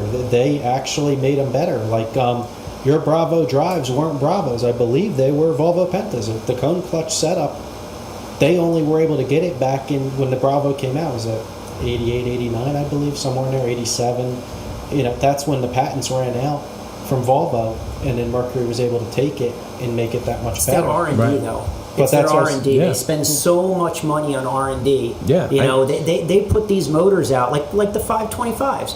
They put these motors out that it doesn't matter if they send that thing to Alaska or they send it to Florida. You bolt it up, you put it in the boat, and it's going to run fine. The computer's going to be fine. There's no running too rich, running too lean. It's all self-adjusting. Yeah.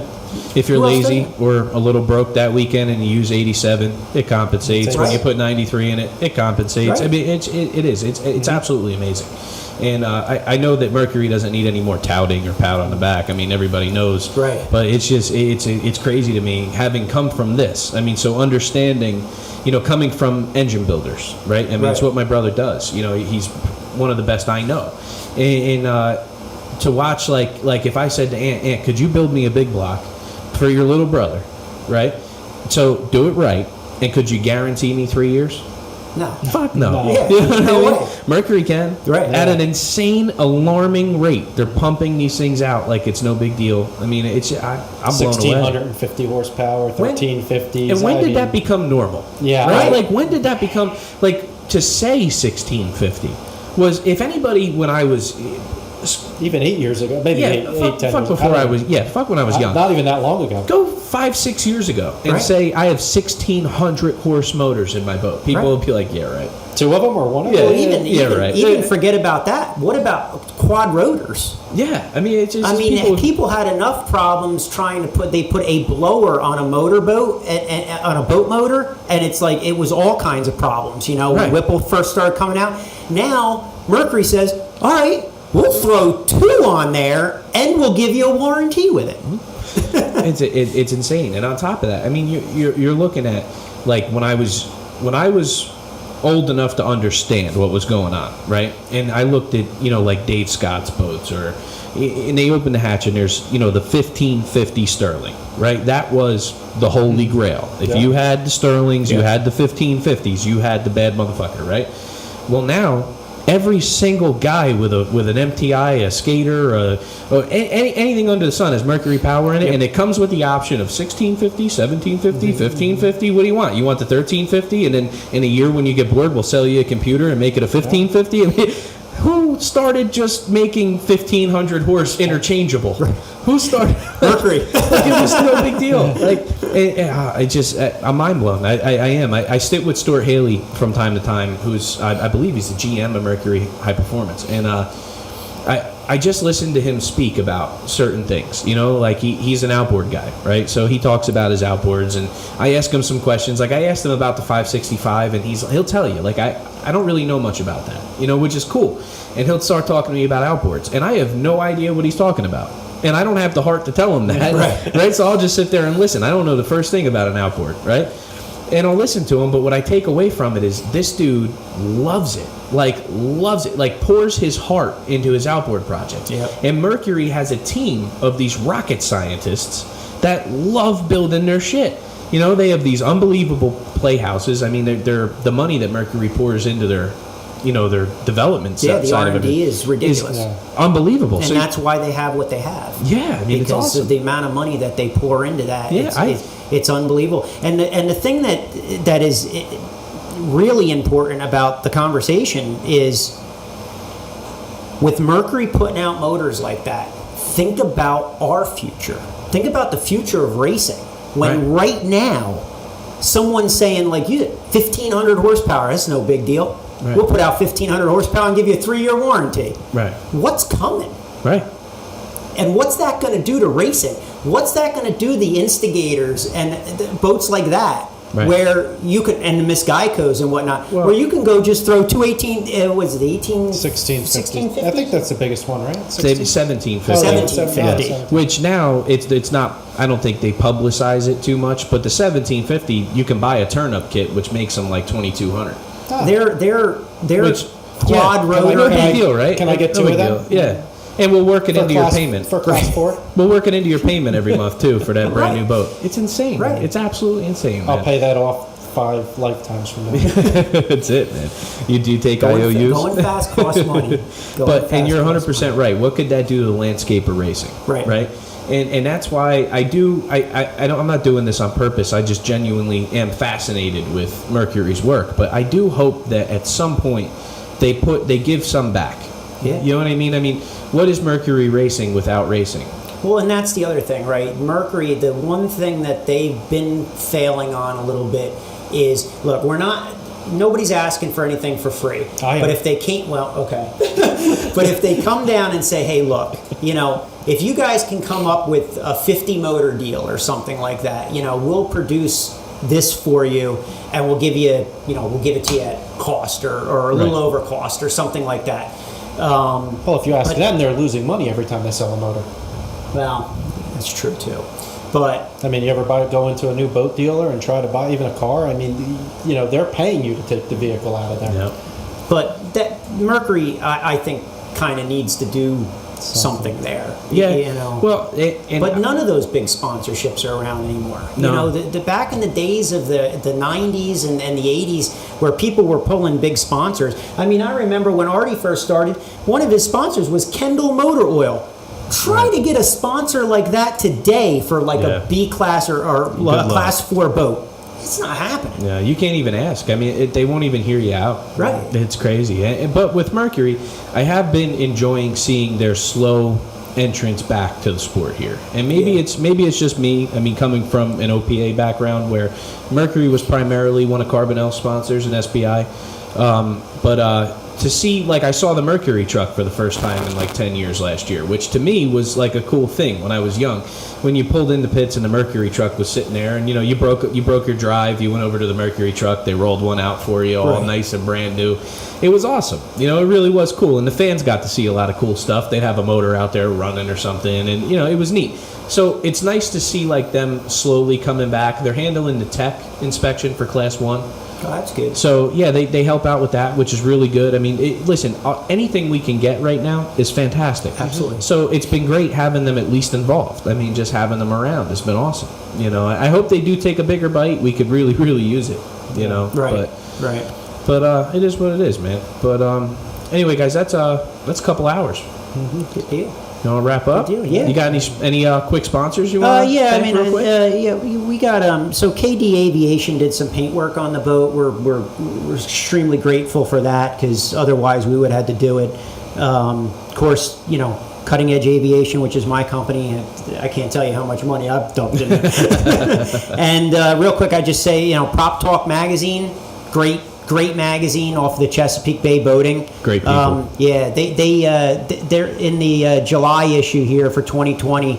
They did a 2-page thing on both boats, an article with some of the background story like we went through, and then what we've done to the boats and stuff like that.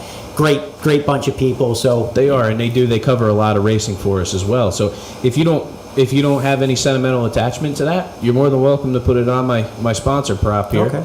They're great people. Everybody should give them a shout. Yeah, they're great. That's about it. Covered everybody. I mean, you got A1 Expert Flooring. They do all kinds of hardwood flooring installations, refinishing. Wouldn't be finishing without shouting out to Joe Polio with Zap Fitness. I know that a lot of gyms are closed right now, and a lot of them are struggling to get through this. But Joe's been great, a great friend, and he actually. When we thought we weren't going to be able to race because of COVID and Lifeline, and I don't know if I mentioned Lifeline, but big shout out to Lifeline as well for helping us out with that. But we didn't think we were going to be able to get vests. Right. And Joe actually was like, "I got a couple of vests. You can have them." Right. And he gave them to us. Awesome. So big shout out to Yeah, him, they're too. great people. They sponsor the organization as well. Anybody who needs life jackets, call Lifeline, man. Right. They're the best. Yeah. So, But, all right, man. That it? Yeah. That's everything? Yeah, Cool, man. thanks for having us, Yeah, man. thank It's you been guys great. so much for coming in. I appreciate I it. appreciate Thanks. it. Awesome.